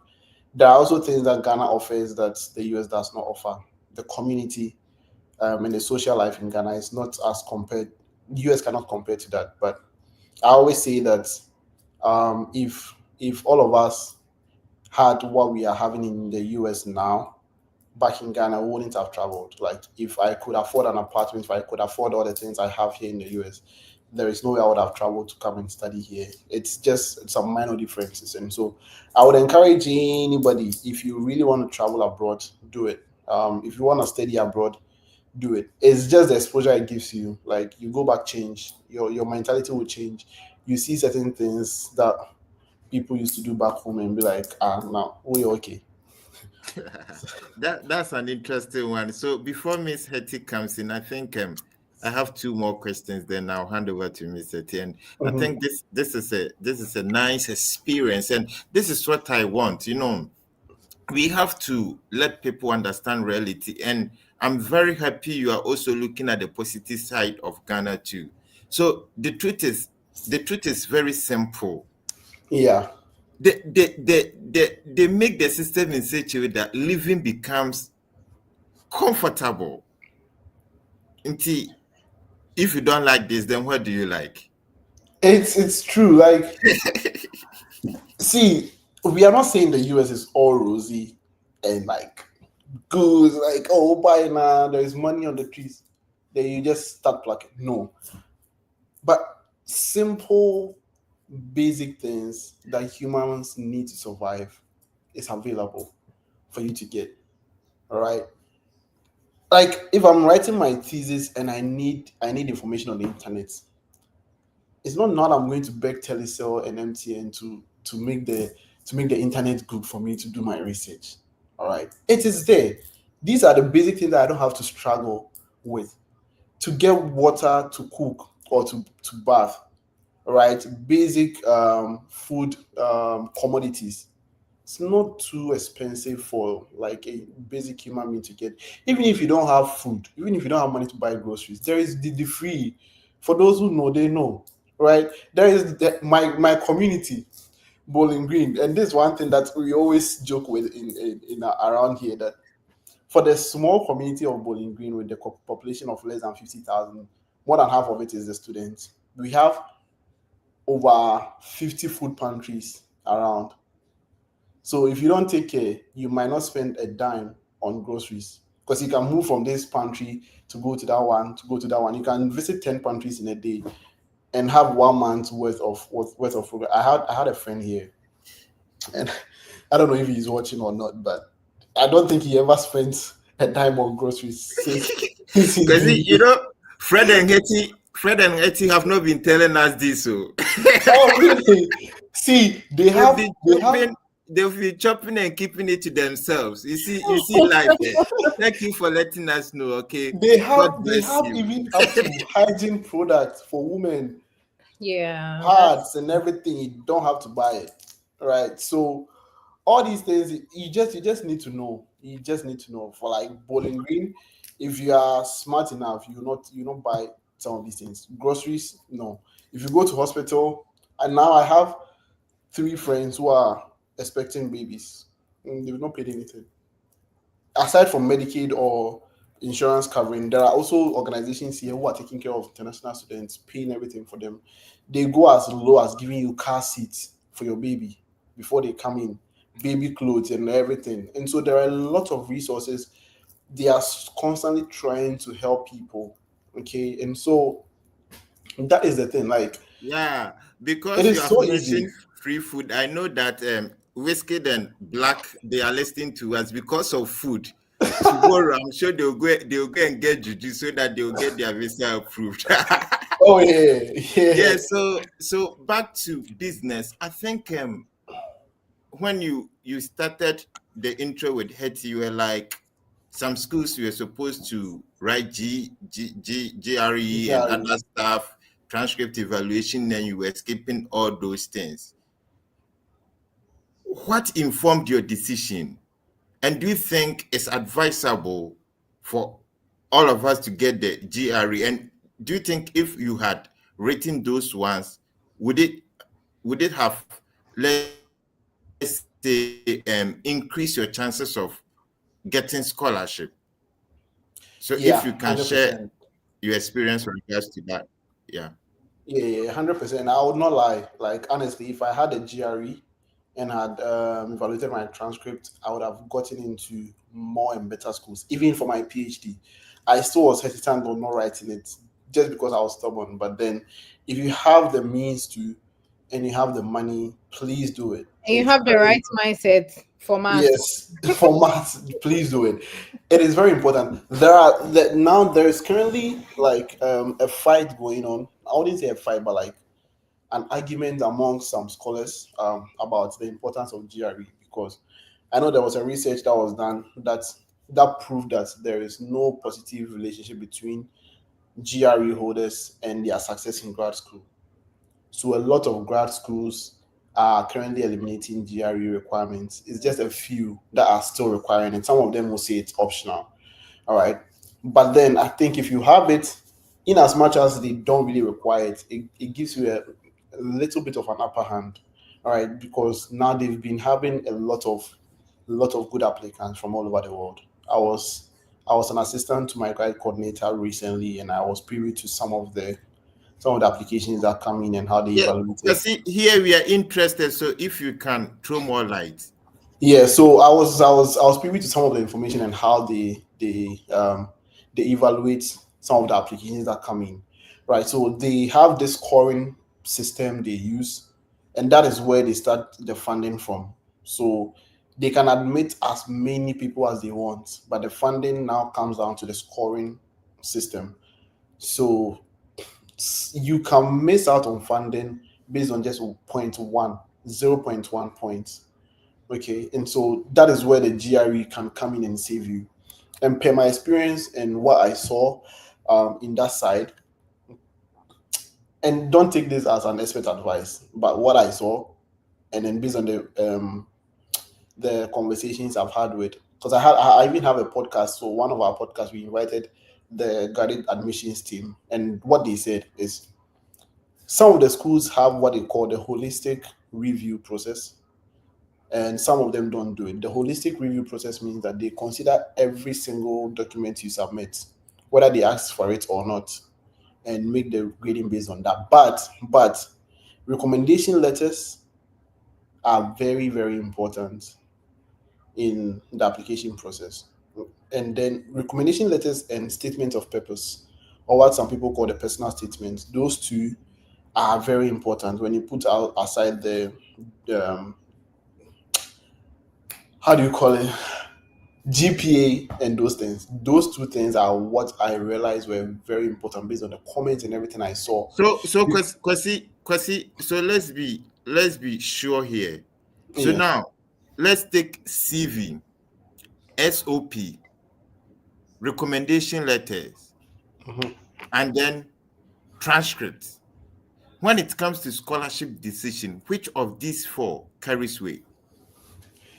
If I should rank them, right, I'll start with recommendation letters. Please, those of us listening, write them down. Kwesi has been able to be part of the committee that selects students when it comes to funding. So please don't just join. Write them down, learn, and try to apply this into your application process, and it's going to help you. Kwesi, let's go. One.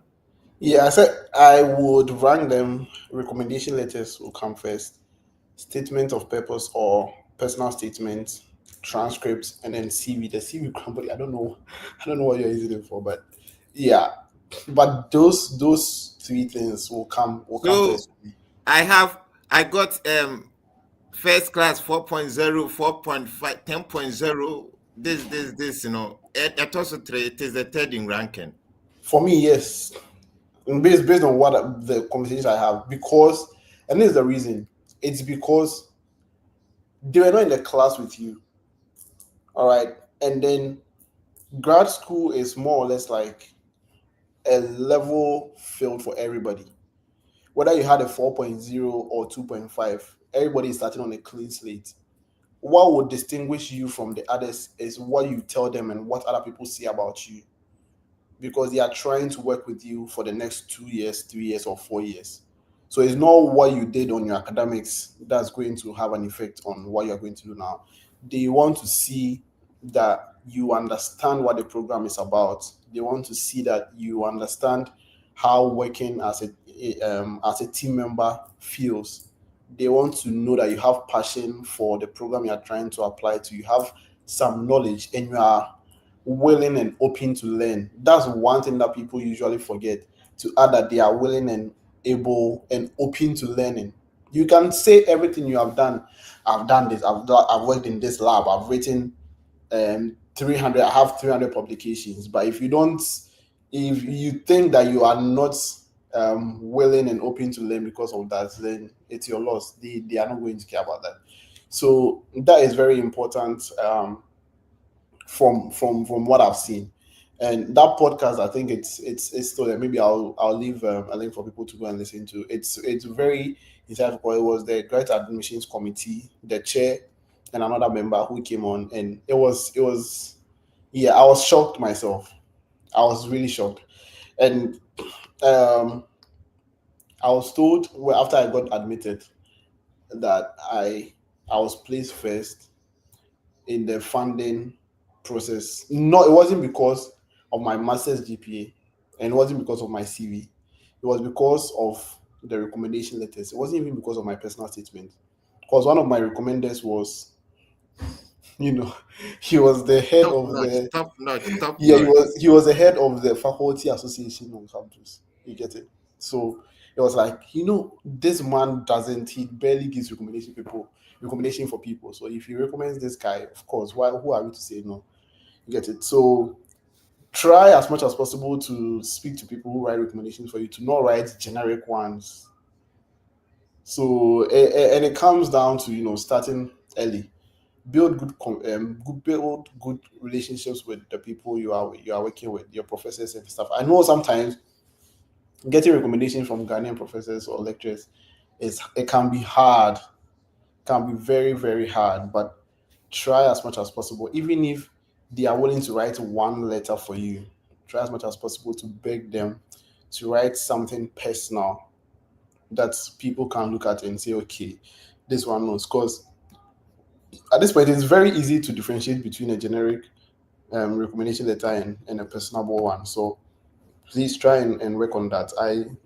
I can't stress that enough. Recommendation letters and personal statements, because not all the um, grad schools conduct interviews. So the only interview they can have with you is through your personal statement and the recommendation letters. Wow. Miss Etty, I think this is educative and informative, right? Very, very, very, very educative and informative. And I mean, Kwesi is not kidding. Like some of these basic needs, most not even just the community, actually, some schools do.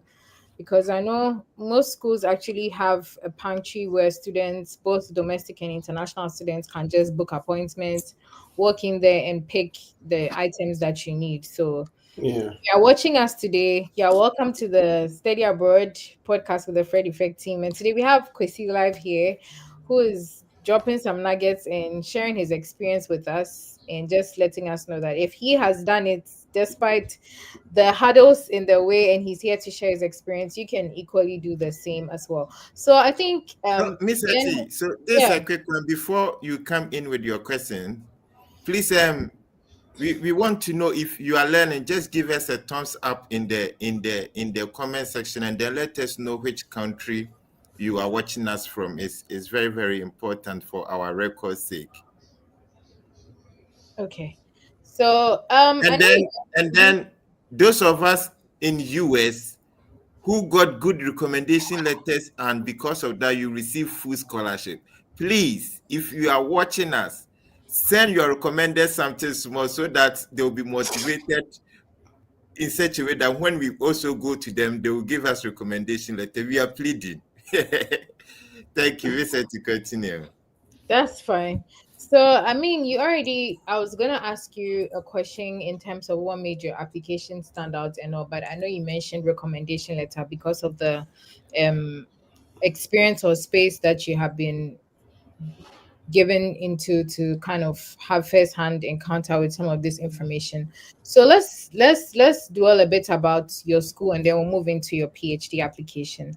Was there like any specific websites that helped you? Or because your friend was in Bowling Green, you automatically said, you know what, if there's somebody there that has done it, let me go there. And I totally understand because even for me, I had a friend there, so I didn't look anywhere else. I just went straight to that place. So was that also your experience? Yeah, that was my experience, honestly. And I think I've been asking a lot of people that I meet, like a lot of Ghanaian students, like, I saw somebody in a certain school in Boston. I had never heard of the name. I was going there for a program and I never thought I would see a Ghanaian student there. And I met her. I was like, Mm, how did you know about this school? Like, yeah, a friend was here and the friend said that it was a good school. So I think what most people do is by recommendation, like knowing somebody there. I think it makes life easier for you. But apart from that, simple Google searches can also work hard and work well for you. Because I know I got I found University of Minnesota Twin Cities through a Google search. I wanted schools that had that was having good masters with funding in public administration or public policy, and that's how I found University of Minnesota Twin Cities. So I would say first and foremost, it depends on the recommendation because there are some hidden secrets that are not online that you need someone with experience in the school to let you know. Because if I tell you that PhD in Bowling Green is not that fully funded as it is in other schools, you will not know. You will not believe, but you think because it's a PhD, you still pay some minor fee. I know one of my classmates is watching, so she knows Ruth. But people don't know, and I know there is a friend who is applying right now. She thought it was fully funded, so she was coming on till I told her that we pay health insurance by ourselves. So if you are willing to do that, then you can come. Right. So these things are not readily available on the school's website or on Google, unless there is somebody there who can share the experience with you. So in as much as you are using the online platforms and Google, if You can find somebody oh yeah, if you can find somebody there to share their experience with you, it's very, very, very important. Ruth Yeboah is also like she's my classmate. She came from um, Grand Grand Rapids, Grand Valley State University also, and we had a conversation. I told her the truth about Bowling Green before she came, so it wasn't a surprise. So I think that's very important. Trying to find somebody or like a Ghanaian community. Some of the grad coordinators are very cool and nice that they can link you to some Ghanaian students or the international student services can do that, so that you have conversations with people before you apply. Okay, so now let's talk about your course of study. Okay, you came from political science and Russian background into Yeah. public administration, and now you're currently doing a PhD in media studies. Different. There's so much So much going details, on. like a whole lot of things. Like because I mean, we moved from your undergrad to your bachelor's, but I mean to your grad school before getting into your PhD. But if you could just like touch on how you were able to connect all of these things and then bring us to your PhD, then we can have the conversation around your PhD as well. Yeah, so one the beauty about grad school is the fact that you are not limited to what you did in your undergrad.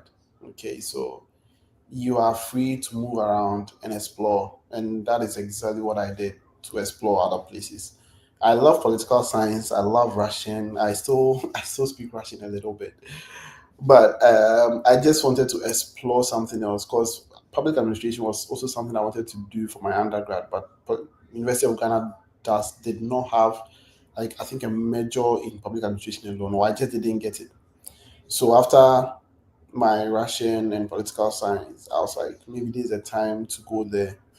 And you know, I did it. It was nice, but I still wasn't feeling fulfilled, right?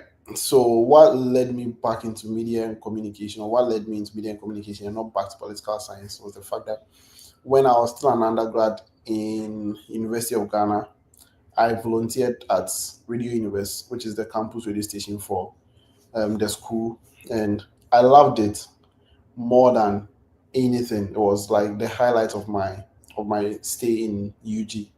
So when I was now thinking about PhD, I mean a PhD in public administration, they were there, but I just once again wanted to explore something else and see because I wasn't. I mean, the MPA was fine, but I wasn't really feeling it. I didn't think I would have been fulfilled working in that field. So I decided to give the PhD in media and communication a try. And I think now, finally, I can say that I found my place. This is what I think I want to do. This is what I would be happy doing for the rest of my life if I'm to stay in there in academia or even in the industry. I think that is what I would love to do. And so it's also about so some people I know, even I think Fred did 2 masters, right? You can do 2 or 3 masters just to explore and see which one is because for me I felt that this was my only chance um to be in school and to carve my niche properly before I leave and go and work because going to work and coming back after feeling unfulfilled is difficult, trying to get there. So I thought this was my chance and I took it. And I think now I'm in a space where I feel very comfortable doing research, talking about people. I feel very happy in my department. It's like sometimes I tell people, people see my life and think, is this boy really doing a PhD? Yes, I'm doing a PhD, but it's because I'm doing PhD in something I really love and I have passion for. So it doesn't look like I'm struggling. And that's how grassroots is supposed to be like. Don't go and take a course that you know you don't like and come and struggle. Because the US can be very lonely. So doing something you don't love can worsen your anxiety and your depression. Right? Doing something you love, at least when you are reading, because the US professors, they can give you a lot of things to read. So if you are reading things in a space or in a field you are not interested in, it's twice as hard as reading in a space that you are interested in. And that's why I find myself now. Like right now, I see a research paper in media and communication, and I'm interested in reading it. I I've never felt that way before. So I really advise people, the fact that you want to study abroad doesn't mean just taking any course.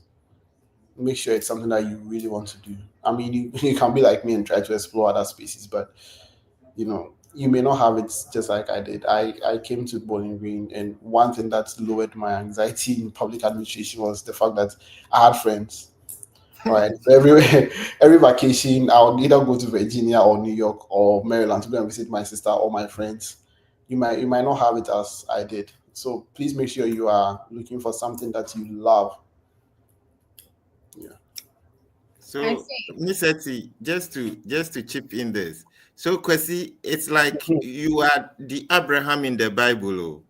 Hey, If you had really? not moved to US, no, so it is you wouldn't have received your blessing. Oh. Is that the case? I think so. I think so. Honestly, I sometimes, right, when I'm talking to my friends or my family, I ask them or I ask myself, like, would I be living this life, or would I be comfortable having these things if I was in Ghana? I don't think so. I don't think, like, even being able to afford a MacBook back in Ghana, it would have been a struggle, bro. So everything I have now, it was due to the fact that I moved, and that is a fact. It might not be the same for everybody. There are some people who will be very successful in Ghana. They don't have to move an inch, just stay where they are, and they are going to be very successful. And there are some of us that we need to move. We need to change our environment. Okay, like even my face, I need to change my environment to change my skin color and to take nice pictures. You understand? There are people who take nice pictures in Ghana. They look very handsome. They look very nice. But some of us, our pictures in Ghana, if you compare it to our pictures now, nothing. Look, if I go and stand outside and take a picture right now, I'll be looking like an angel. Okay, now some people too will take the same picture in Ghana, so it depends. It depends on everybody, but I think that for me, traveling worked, and maybe Russia showed me that traveling can indeed work for me, and that is why I took. One of my friends is watching, Winifred. I think she's in the UK now. She said she's your cousin Hetty, Winifred Trinidad. Yeah, she's my cousin. Yeah, she can attest to the fact that when we're in Russia, that's what we're talking about. Like, hey, so if we had not come to Russia, we didn't know we're this nice, so we didn't know we had this nice color, right? So it's one of the things. Sometimes traveling alone, like.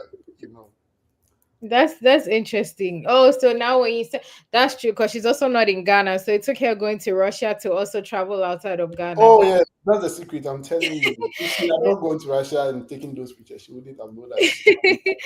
It only makes sense. So, if you're joining us today, again, this is the Study Abroad podcast with the Fred Effect, and we've been having a conversation with Kwesi Live, and he also has a YouTube channel also called Kwesi Live. So you can go on there, watch his experience. I remember watching your video when you were traveling from Ghana to the US, because I Oh, think we're still in the 2022 mock session group chat, and you dropped the link and I watched it because it was very interesting. And as he's saying, there's so much difference. When you go there, you might think that is it the same person that I saw on Freddy Fox Live? Yes, that's the same. yes. So if you want to know more about Kwesi Live, you can go subscribe to his YouTube channel called Kwesi Live TV, and then you can also like reach out to him. He has his info over there, and then you can get to interact with him. So kind of like simmering down into the PhD and kind of wrapping up the conversations, and then we'll take some questions here and there and all of that. I just want to know, like, how was the transition period for you, like from grad school? Because I know you finished in May and then you went straight into PhD. Why didn't you opt to work before getting into the PhD? And what kind of was your drive to get into a PhD and even media studies as such? Because you came from a public administration background. And even before that, I like the fact that she said the US kind of gives that a opportunity to explore. So if you come with one master's, and you feel like this didn't satisfy whatever you want, so you were just learning chew poor pass and forget, and you want to get into another program, you have the opportunity to gain as many masters as you can get till you eventually find something that you feel very well settled with. So I just want to know, like, what inspired the transition into media studies? So for anybody watching who is coming from a background that they feel like they are boxed, even though you've touched on the fact that you came from political science in Russia and you got into public admin and now media studies. For someone watching you today, if the person also feels like I'm doing public admin, but I also want to branch into media studies, what do you think was the drive for you? And what would you say to somebody who wants to also walk in your footsteps? Yeah, so I think the main drive for me was when I look back at my days at the University of Ghana, and I tried to find what made me happy when I was schooling there.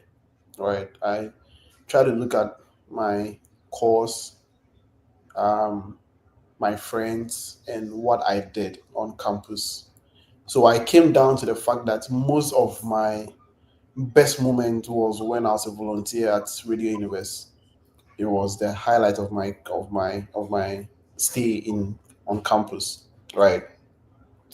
So looking back at that, I was like, you know what? I think this might be it. Like doing something in media and or communication might be the field for me. So applying for the PhD in media and communication, it was a little bit of a gamble because I was like, this is it. If this one does not work for me and if I don't feel fulfilled in this field, I may either have to go back to Ghana or go and work somewhere. Right. And so it was a tough decision for me to make until I got in, and for my first class, my introduction to media and communications class, I was like, yeah, this is it.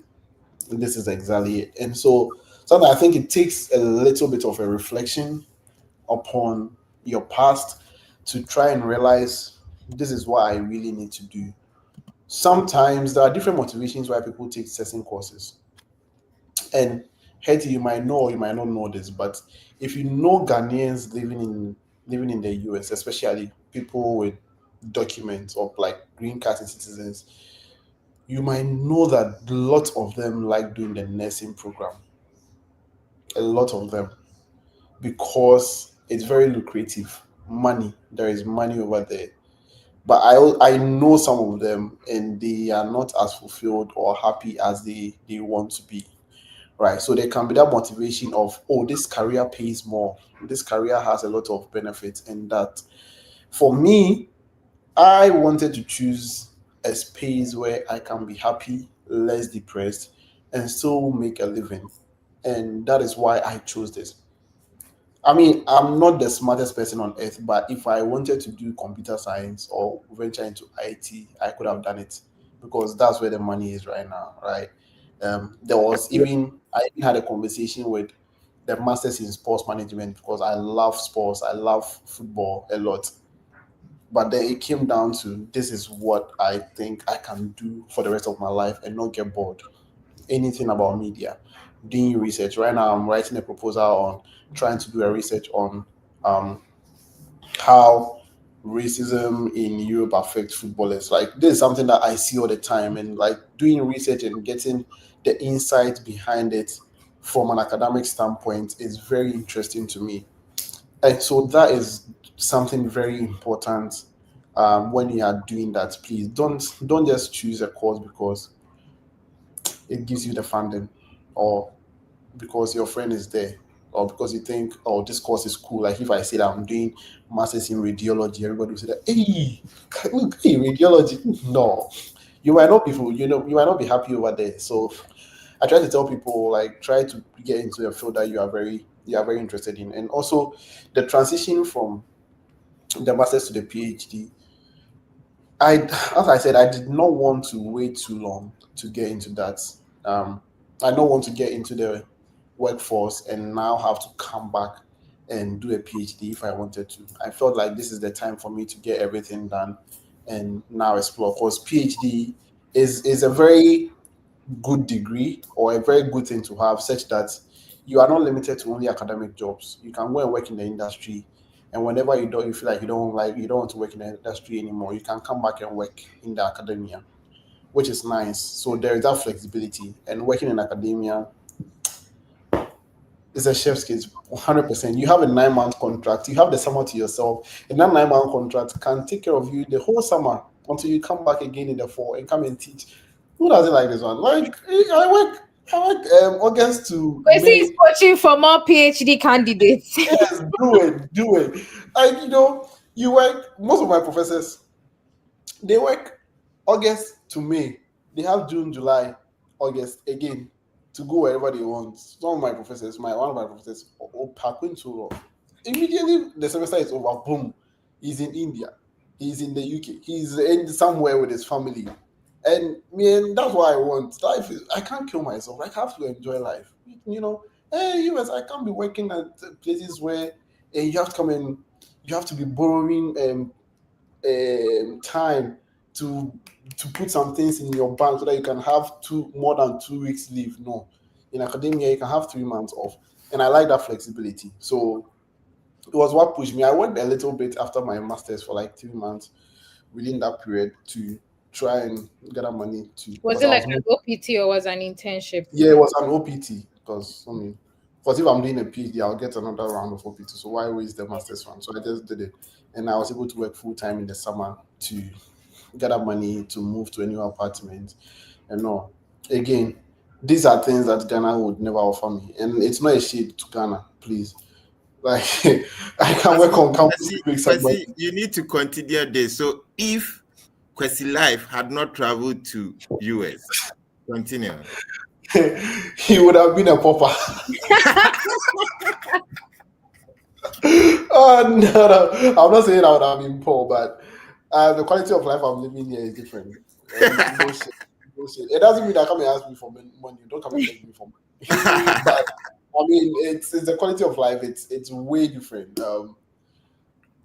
I, sometimes when you talk about it, right, people will think,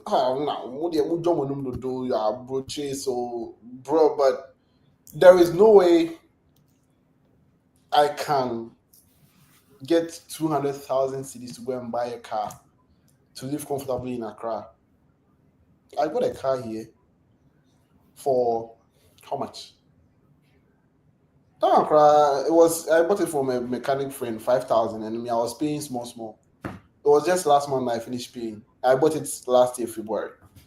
Okay, and even if I didn't want to do that, I could have still bought it on loan, be paying it small. Some people talk about the interest and whatnot, but the comfortability the car gives me alone, right, is more than anything. Like if I feel bored in my town, Just drive. Chicago is 4 hours away. I go to Chicago a lot. I can just drive anywhere. Like there are some simple things that life offers that makes life fulfilling and happy. That this place gives me that Ghana can't give me. Ghana also gives you the community. That one I'll never lie. It gives you the community, like friends and everybody being around. But doing so and those petty things, it doesn't make life enjoyable. That's true. Interesting. So just to like finally ask academic questions and then we move on to vibes and then we can take some questions. For Yeah. your PhD, did you automatically come with a full scholarship? Did you have to since you already came to Bowling Green, how's your transition process into the PhD program and then the funding and all? Good question. I almost forgot this. So my PhD was also not rosy. My PhD admission, it wasn't rosy because I was very late to applying for the PhD in Bowling Green because at a point I was like, I'm done with Bowling Green. I want to go somewhere else. But I wanted to add it to my list just in case of anything. And I got admitted to other programs, but PhD was Bowling Green was like my vibe. But this is a problem. And one thing that I would advise people, if your school says that the priority deadline is December 1st, don't miss it. If you miss it, you are done. I missed that. The only thing, once again, the only thing that worked on my behalf, apart from the grace of God, of course, the grace of God is always very important. Another thing was that one recommendation I mentioned. So that one recommendation, because I submitted my application in March, which was like they had already sent the admissions and the funding to those who they were giving it to. So there was no funding for PhD anymore. So I was either supposed to pay and do it or don't come. So when it came, I was already working on my OPT at a certain place, and I got an email from the graduate coordinator that, hey, can I speak to you on Zoom? I think there's a funding for you, blah blah blah. So I met her on Zoom, and she said, oh, luckily there's this funding that has become available. I don't know where they put it from, but me, I don't care. I'm here. So it comes down to that thing I'm talking about, the recommendation. Because for me, I don't think I was the only one who applied with a 4.0 GPA. There were quite a number of people who had 4.0 GPA from their masters. There were people who were coming from physics who had like good quantitative skills than I do, right? There were people who were coming from different like good places, and there were American citizens too, right? So what made me stand out? It was the recommendation, and that's the only thing I could say. So the recommendation then now gave me the funding, but for my program, the PhD, they send you the admission and the funding at the same time. So if your letter comes without funding, then you know that you did not get funding. You may probably have to wait or pray that something happens for them to give you the funding. So I got the funding later on, and then as I working around, started preparing to and come and start my program. So it was quite challenging. It was like 2 weeks of not hearing from them, and then all of a sudden I got that email. So it's not the same everywhere. I know some places they don't even admit you if they don't have funding. Ohio State is one of those schools for their PhDs. If they don't have funding, they will not even admit you. They Yeah. want every one of their PhD students to be fully funded. So it works differently. There are some places. So if you get your admission letter and it comes without funding, ask whether you are going to hear from them. If you are not going to hear from them and they say the funding is finished, start looking elsewhere. If you are lucky and you get a message, a call from them that you've been doing funding, that's fine. But don't wait for them to um, do all that. Start looking for different options, and don't apply to just one school or two like I did. Apply to as many as you can. So Yeah. what would you say has been one of your best moments as an international student in the US, apart from background, getting all the pictures and how The picture's crying. I'm tired. I'm not able to take it anymore. what would you say has been your best experience so far? My best experience. I think. Hmm, once again, I'm not being materialistic, okay? Okay, but I think it is moment. It's not just a moment. It's being like a lifestyle. It's just being the change. The change in myself, my personality, my outlook, and my experience in life alone. It's been a massive one. And the second one would be the opportunities to travel to a lot of places. It's been very, very important for me. Oh, and one thing, take it on the low, Ghanaians or people watching from Ghana. I One of the hassle freest visas I've ever gotten was a 10-year Canadian visa, and it was because I was here. That visa, if I tell you that I did not put any effort in it, I was like doing one. I will just do one. I will log in and do one thing on a day, and then the following day or like a week later, I'll come back and I'll do another thing, and I still submitted it, and they still gave it to me only because I was in the US, right? And I got a chance to travel to Canada, and I still have that visa, which will expire somewhere 2030 or so. So that it's also a perk of living in the US. So because when I didn't even have money in my bank account. I just submitted my pay slip for my school. It's like, this is what I'm making for my school. If you give it to me, fine. If you don't give it to me, take your money. And they still give it to me. So I think it's one of the perks of, one of the best moments of living here. Like, it made me understand how sweet it is to have good passports and to be in places. That's interesting. So, for somebody watching you today who is also about to embark on their journey, what would you say there was something you wish you know now that you wish you had known when you're about to start your application process? I think if I had known about the importance of some of the documents, like recommendation letters and statement of purposes, I would have put in a lot more work in that, and I think I would have gotten more admissions than I did. Right. So I did not know. Me as a Ghanaian who has gone to school in Lincoln, we always think GP, GP, like academic GPA. Unfortunately, it's not the biggest one. And honestly, even though they don't require GRE now, I wish I had taken it because it doesn't spoil anything.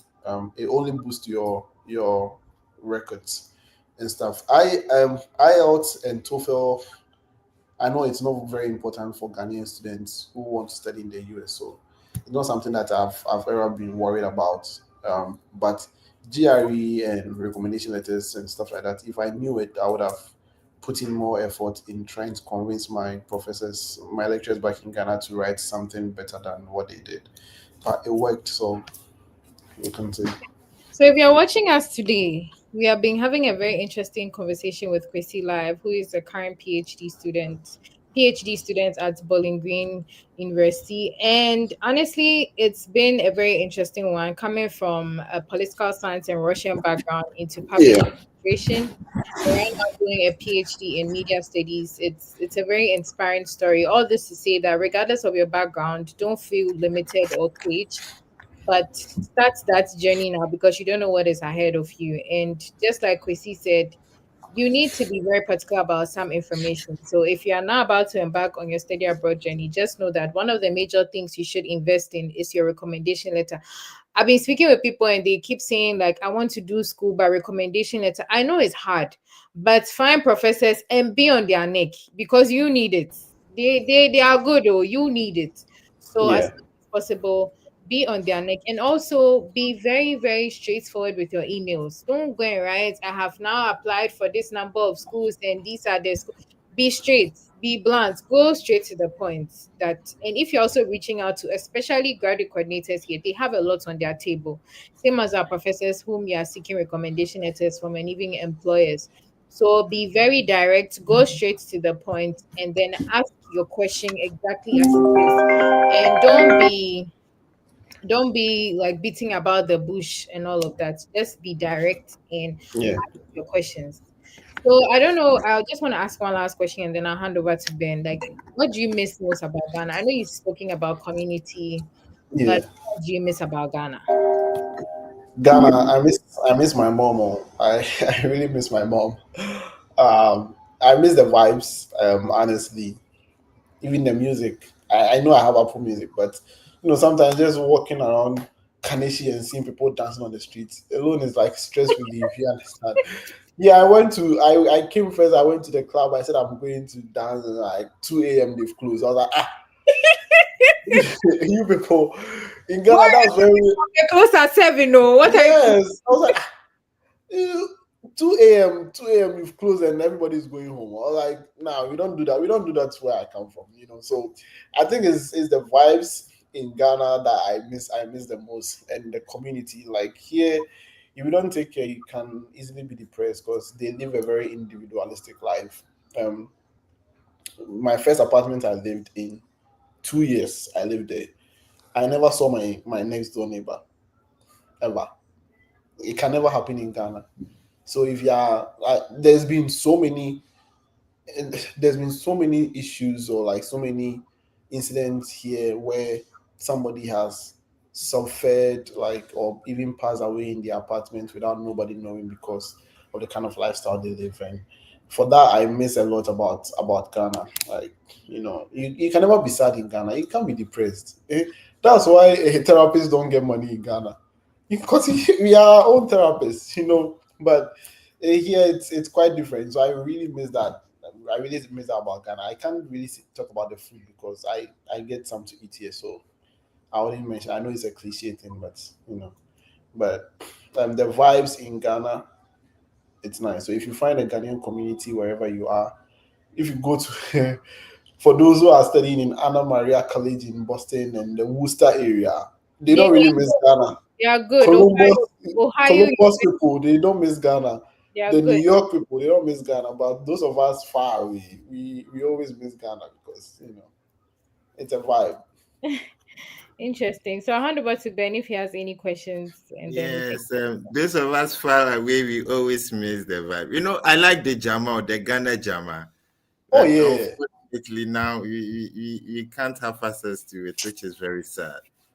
Yeah, so that's an interesting one. So, Kwesi, now I'm attaching doctor to your name, Dr. Kwesi Live. Hey, thank you. We are still Dr. going. Kwesi Live, some of us are very sick, okay? Because our Wesley results just came in. Some of us, we've gotten F9 throughout. Some of us, we have also attended visa interviews 4 times, 5 times, 8 times, and still not getting approval. Some Yeah. of us too, we've tried applications upon applications, no funding. Yeah. Dr. Kwesi Life, how can you heal us? Hey, But healing. please, before doctor comes in with the medicine to heal us, I want you to type your answer in the comment section. When it comes to getting scholarship, based on today's conversation, which requirement carries much weight? SOP, transcript, recommendation, or CV? So type your answer in the comment section, and remember, you qualify automatically to be part of the draw. And if you are being selected, you are likely to be mentored by the Freddy Fed team throughout the process. And since Kwasi is here, maybe Kwasi will be willing to handle our lucky winner for today. So please type your answer in the comment section, and automatically you qualify to be part of the draw. Kwasi, give us the medicine now. Yeah, so one thing I've always told people who have contacted me, people who have gone through series of rejection with bad grades or just not getting it, I always say one thing: you only lose if you quit. You only You lose only lose if if you you quit. quit. Nice Yeah, one.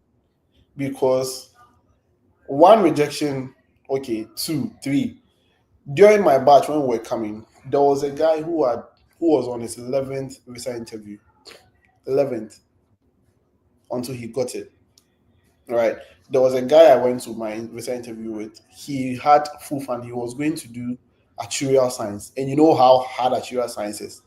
So to get a full funding in actuarial science is not easy. He was rejected 4 times, never quit. So you only lose if you quit. The only thing is not to repeat the same mistakes. Keep learning, just keep getting better.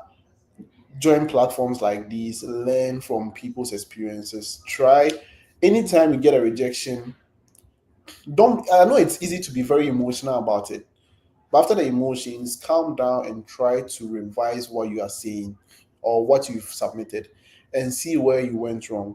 After my first rejection, right, I was so mad that anybody who asked me, I was like, that guy, he doesn't like Russians because he thought I've gone to Russia. That's why he has rejected me. I don't know what I'm going to do again. I think I'm going to quit. Until I sat down myself and like started reflecting on things, started replaying the whole interview in my head. All right. And I went to my DS 160 again. I was like, oh, so I actually put in that I did a course in a school in, I think, yeah, sorry, it was Czech Republic, but I didn't mention that when he asked me. So now I learned from that. And the next time I went, though it wasn't asked, I was prepared to share that when I went the next time. So you don't have to quit. Getting rejections is very normal. Even in this period, that's what my professors always tell me. Even our professors who are teaching us, they still get rejected from publications. They still get rejected from fundings like research fundings and everything. But they never quit because I mean, why quit? You just have to keep on going. There is nothing in this world that guarantees us um, straight out um, you know success on your first try. No, it may happen for some people. It may not happen for everybody. So when you go the first time and you lose, go again. Second time you lose, go again. third time you lose, go again. Unless you don't want it that much or that bad. If you really want it, never quit. And that has been my mantra every single time. Like if I was rejected for my PhD, I would have gone again. I am never quitting unless I say I don't want it anymore. But if I want it, I'm not quitting. I'm always going to go for it. So if you've been rejected once, if you're rejected twice, don't quit. I've seen so many stories and so many people. I have a large enough sample size to believe in what I'm saying, that don't quit. You only quit. You only lose when you quit, and that's it. Like never quit. Interesting. You only lose when you quit. That's a nice one from Dr. Kwesi Life. Interesting. So please, if you want to ask Kwesi question, you can drop it on the comment box, or you can join us live on the studio, and you'll be allowed to ask Kwesi any question that you have. And then if you have not liked this live session, please do well to like it and then share. We are just pleading, just like and share, so that this session can reach a lot of people, so that they can also learn from Kwesi's experience. So just like and then share, comment, like, share, and comment, so that a lot of people can have access to it. Thank you for doing that. So Kwesi, let's pick some questions All right. in the comment box, and then those who wants to join us live to connect. I hope you still have a bit of time for us. Oh yeah, we can talk. What's what? 2:58. Yeah. Yeah. So let me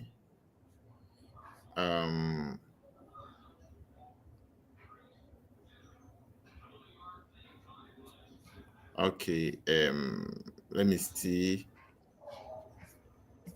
Yeah, please, let's keep on liking the session. Okay, so we have one question here.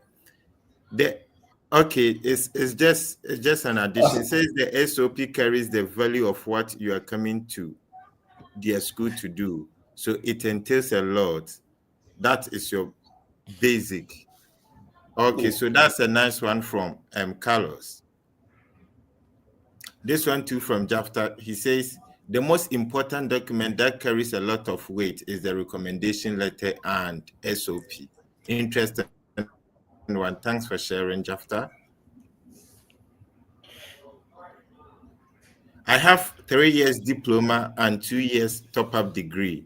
I want to evaluate my transcript. Can I add the 2 or 3 years diploma?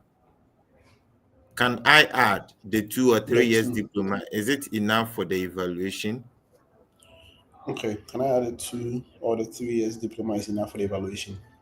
So I would say it depends on the school that you are going to. Okay. So for some of these specific questions, try as much as possible to ask them, the guided coordinator. But if you can afford it and do it, I always say, how do they say it?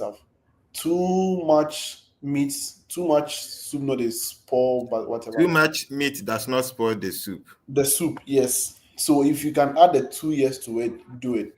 One thing I know is that they never reject additional information, but they reject an application that has insufficient information. Oh, okay. So you can add more. I think never go below. this is a nice take home. They don't reject enough or excess information, but they reject insufficient information. That's a nice one from Kwesi Life. We have to add your picture and put this quote under it. 2025.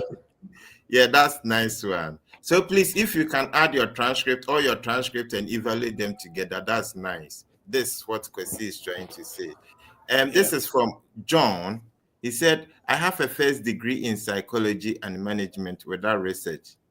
Can that offer me an opportunity to pursue masters? 100%. I had no publication when I applied for my PhD even, and I still don't have any publication. I'm still writing. So That's why I keep saying that in your SOP, show them that you are willing and open to learn, because the PhD and the masters is supposed to teach you how to do research. They don't admit people who are already made. That's not what they are looking for. They are looking for people they can train and call their own. So it is, yeah. For psychology, I know for some of the PhDs, they look for people who have some practice in it, especially clinical psychology. But for normal masters, you don't need a research experience for most cases. It may be a plus, but if you don't have it, be honest and tell them like this is what you want to do, but you don't have any experience. That's why you're applying to the masters, and that's why they are there. That's why the masters program is there. Okay, interesting. And then to add to, it's not all master's programs that are research based. Oh yeah, my MPA wasn't research based. It was a professional course, so I Yeah, didn't do any research. interesting. And this is from Dadieso Napus. Hey, some names here. Kwesi, what was your biggest motivation for pursuing your PhD in USA? Biggest motivation. So after my masters, right, I told you some of my colleagues that I went to Russia with, some of them are in the UK. Winifred is in the UK, some are in Germany and stuff like that. So after talking to them, I was like, you know what? If I have to go to school again, I think I'll stay in the US and do my PhD, because I mean, life in Europe is good. It's okay, but I just felt that have the language was also important to me. That we speak English here, it was important to me. I had family here. My best friends, my two friends who helped me come here, were also here. So it was more or less like it had become a second home for me. So I just wanted to stay around. Plus, any degree from the US, you know how it goes. Like it's top notch. So I just wanted that. And I'm not saying degrees from other schools. I know there are a lot of schools that are ranked higher than Bowling Green, but if I go back to Ghana right now and I say I did my master's or PhD in the USA, and there is somebody also Yeah, applying this applying. reminds me. This reminds me one of our guests. He was bold to say that there is no stupid university in the United States. Exactly. Just say you did your master's in rural West Virginia in the USA, and let someone who is coming from Makerere University in Uganda or Zambia bring this. And they'll choose the USA. So it's just the name, Interesting. the brand. Interesting. Kwasi, if someone wants to reach out to you, what is the means? Oh yeah, you can reach out to me. I accept people. I accept everybody on LinkedIn, and I answer questions a lot.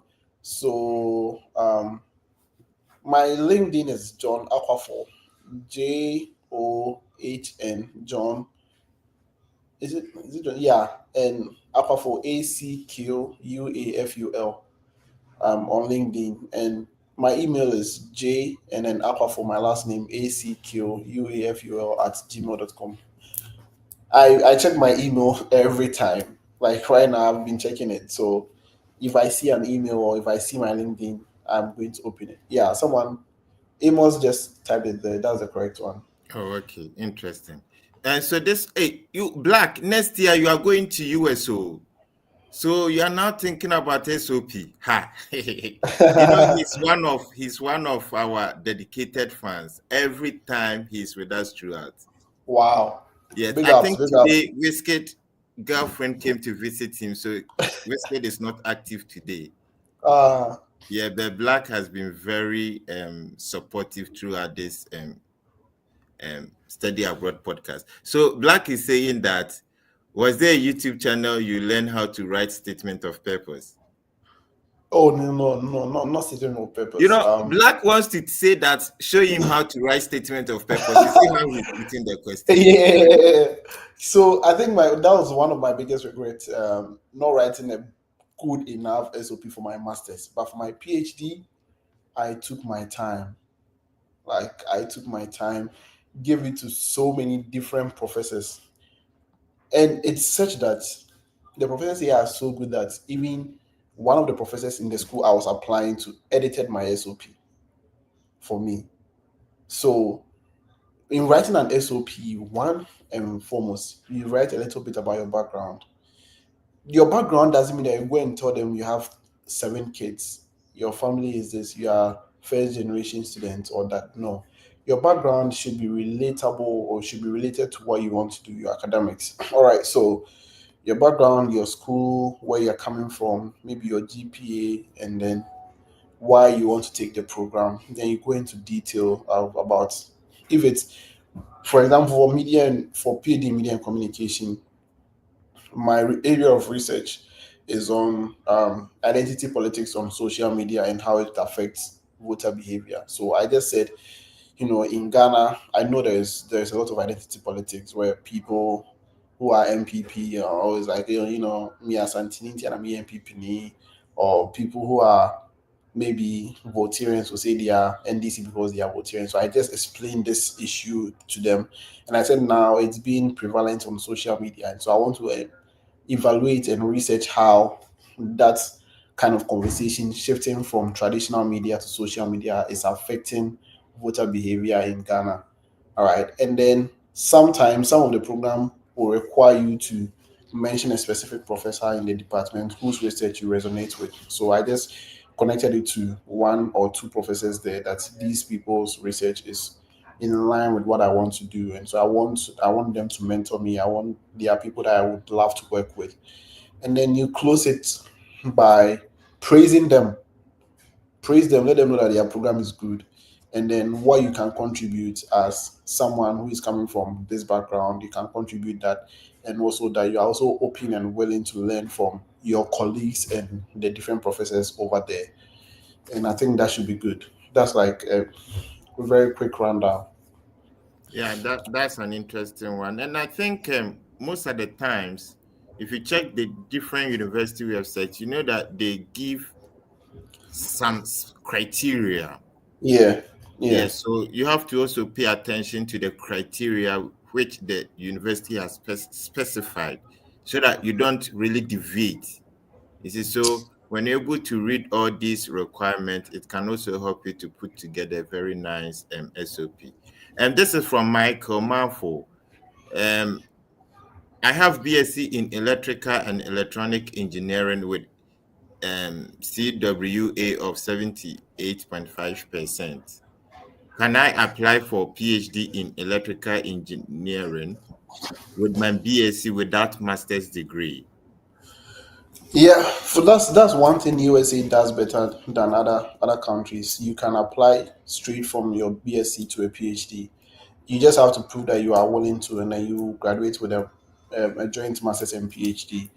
So just search for the schools. Make sure that they are a school that offers that kind of um, PhD, and you are good to go. I think I've seen a lot of people who came straight from the bachelor's, and all this information I didn't even know when I was applying to the university. I would have probably come straight to my PhD instead of doing the masters.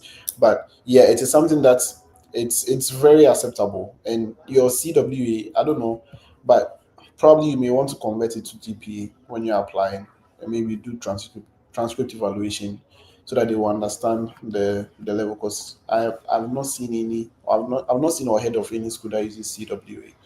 So you may want to just convert that to GPA and then use that to apply. For if you're applying to a PhD, what you have to know is that PhD is research based. So you would have to have a research idea, a little bit of research experience, not like as an author or something, but if you've done some research design or research methods class, add it to your application. Let them know you have this kind of experience and you are also open and willing to learn, and you should be good. Oh, okay. Interesting. So let's pick this one. Please, if you want to join us live, we have put the link in the comment section so you can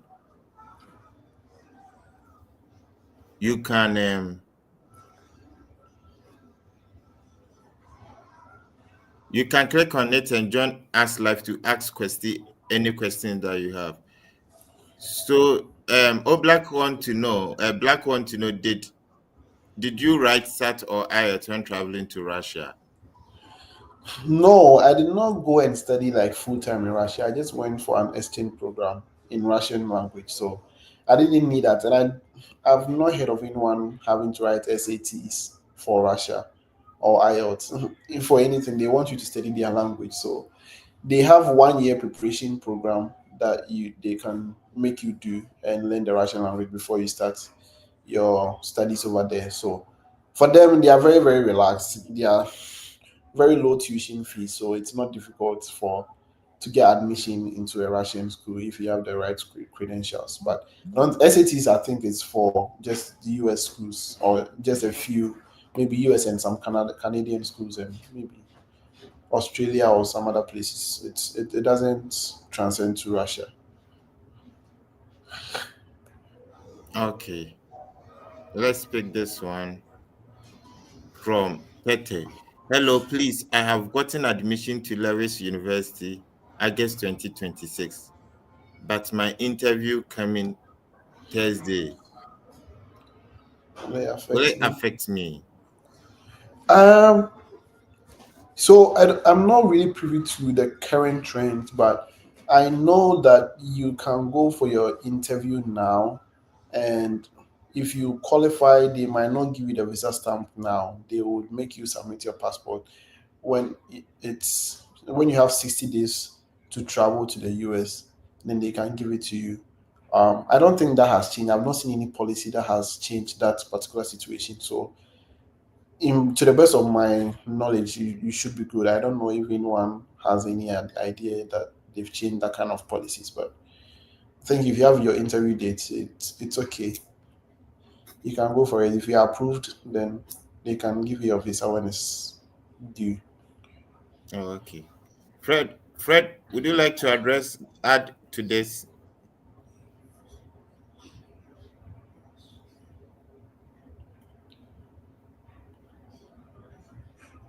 Okay, maybe He Fred. just have to prepare and go for the interview. I don't think there's a problem. Oh, okay, interesting. Okay, so this is from Akwasi A plus.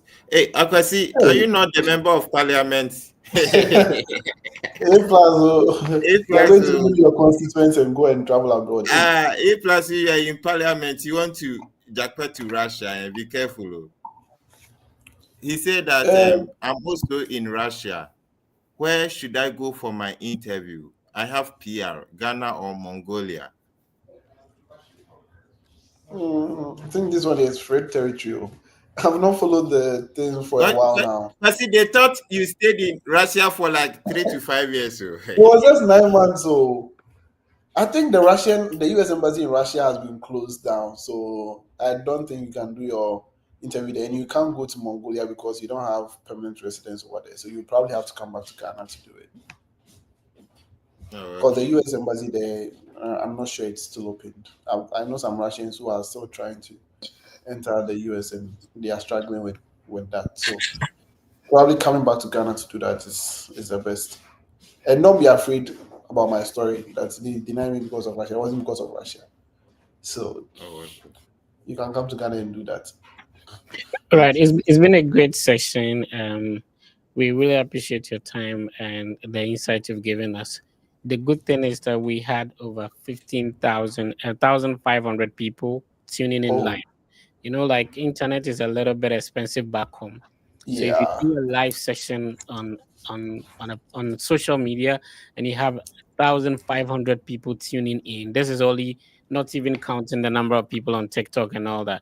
So it means that there's a huge impact, that your insight has brought to the podcast, and we really appreciate it. So if you tuned in today, remember we do this and every Saturday, exactly 5:30 GMT, and you tune in. We share lots of ideas. We invite people on so that they share their journey, their experience with you, so that it will help you with your study abroad process. We are wrapping up for today, and because what we normally do is that we have a draw, and then we select one person who the team is going to mentor to go through the process. So let's see who gets selected for today. And Okay. let's see. So we had a lot of people putting in their comment. If you've not done so, you can still like, share, and comment, and then you may be selected. All right. So let's see who gets selected for today. Okay. So ACL. This name there. So that means that is the name the person is probably using on social media. It's weird. But yeah, if your name is ACL, you have been selected for today, and all you need to do is to send us a direct message on Instagram, and then we'll take it from there. If you're just tuning in, the Fred Effect team has a collaboration with Argo Visa. Argo Visa is a team of ex-visa officers who will coach you, go through your DS 160, and help you prepare for your interview. They have been approving and denying people's visas when they used to work for the US government. Now they've retired and they are using their expertise to guide you through to go through your visa process. So if whether it's a non-immigrant visa or an immigrant visa, it will be important that you schedule a one-on-one meeting with the Argo Visa team. You can use the link I'm showing on the screen. So rb.gy/. KU76VB. If you type it into your web browser, it opens, and then that is the code for the Fred Effect team that you schedule a one-on-one with the Argo Visa team. All right. Any final words, Chrissy? Yeah, so just like I said, you only lose if you quit. Never give up on your dream. It's a life-changing dream. It's a life-changing journey that you want to impact on. So never give up. Never give up on. If you've been rejected before, that's my word to you. Never give up. Just keep going, and your perseverance will pay off one day. When you land on the US soil, you understand what everyone is saying. The breeze, the exposure, the opportunities, everything, you would understand. You will forget about your struggles. Like sometimes I even forget about the fact that I was denied once, right? And so persevere, never give up. And no matter your situation, there is space for everybody. US has too many universities to say you can't fit in. There are thousands, if not thousands, of universities here in the US that you can fit in somewhere, definitely. And so, no matter the situation, no matter your background, just do the work, do the research, contact the Fred Effect team, and then let them help. You can definitely fit in. And you can also subscribe to my YouTube channel. I've not been really active there, but what I'm really active on now is the Graduate Student Podcast. So you can search it on Apple Music or Apple Podcast or Spotify.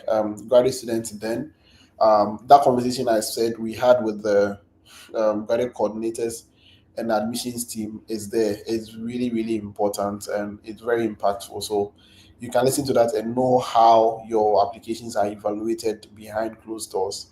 It was about an hour long. It was a very good and impactful one. So you can also check it out. And thank you very much, Fred, for giving me the platform to share my experience with people. Um, you are seeing us today. We were not like this. We were having sleepless nights back in Ghana, trying as much as possible to also get to where we are now. And we are here now. And I'm telling you, if I had given up, I would still be in Ghana. I never give up. I also have friends who never gave up. 4, 5, 6 rejections, they still kept going. And they are here now. So never give up as well. Oh, I see my YouTube channel over there. Oh, those are the Russian days. Oh my goodness. Fred, you're muted. You're muted, oh Fred. This happens to me a lot. Sometimes I will be talking to myself. I can record a whole video, and then I realize that the microphone was off. Anyway, so this is the YouTube channel of Kwesi Live. So you have to go to YouTube to search for KWESI, then you add live to it. All right, bro. Thank you so much for pulling up. We really appreciate your time and effort. Yeah, thank you very much for the opportunity. Okay, see, we appreciate. Awesome. So Ben, any final words? Then we can close it down today. Yeah, I think the Kwesi story has just confirmed what I started from the beginning, that sometimes you don't have to worry about doing longitudinal studies like you did general arts, you want to enter to the social science and da. Sometimes that might not be your area of interest and it will really demotivate you. And I think that is the same story of our guest today. for the fact that he was doing politics and Russian language, but as you're speaking now, he's into the media and communication, and he's even doing his PhD over there.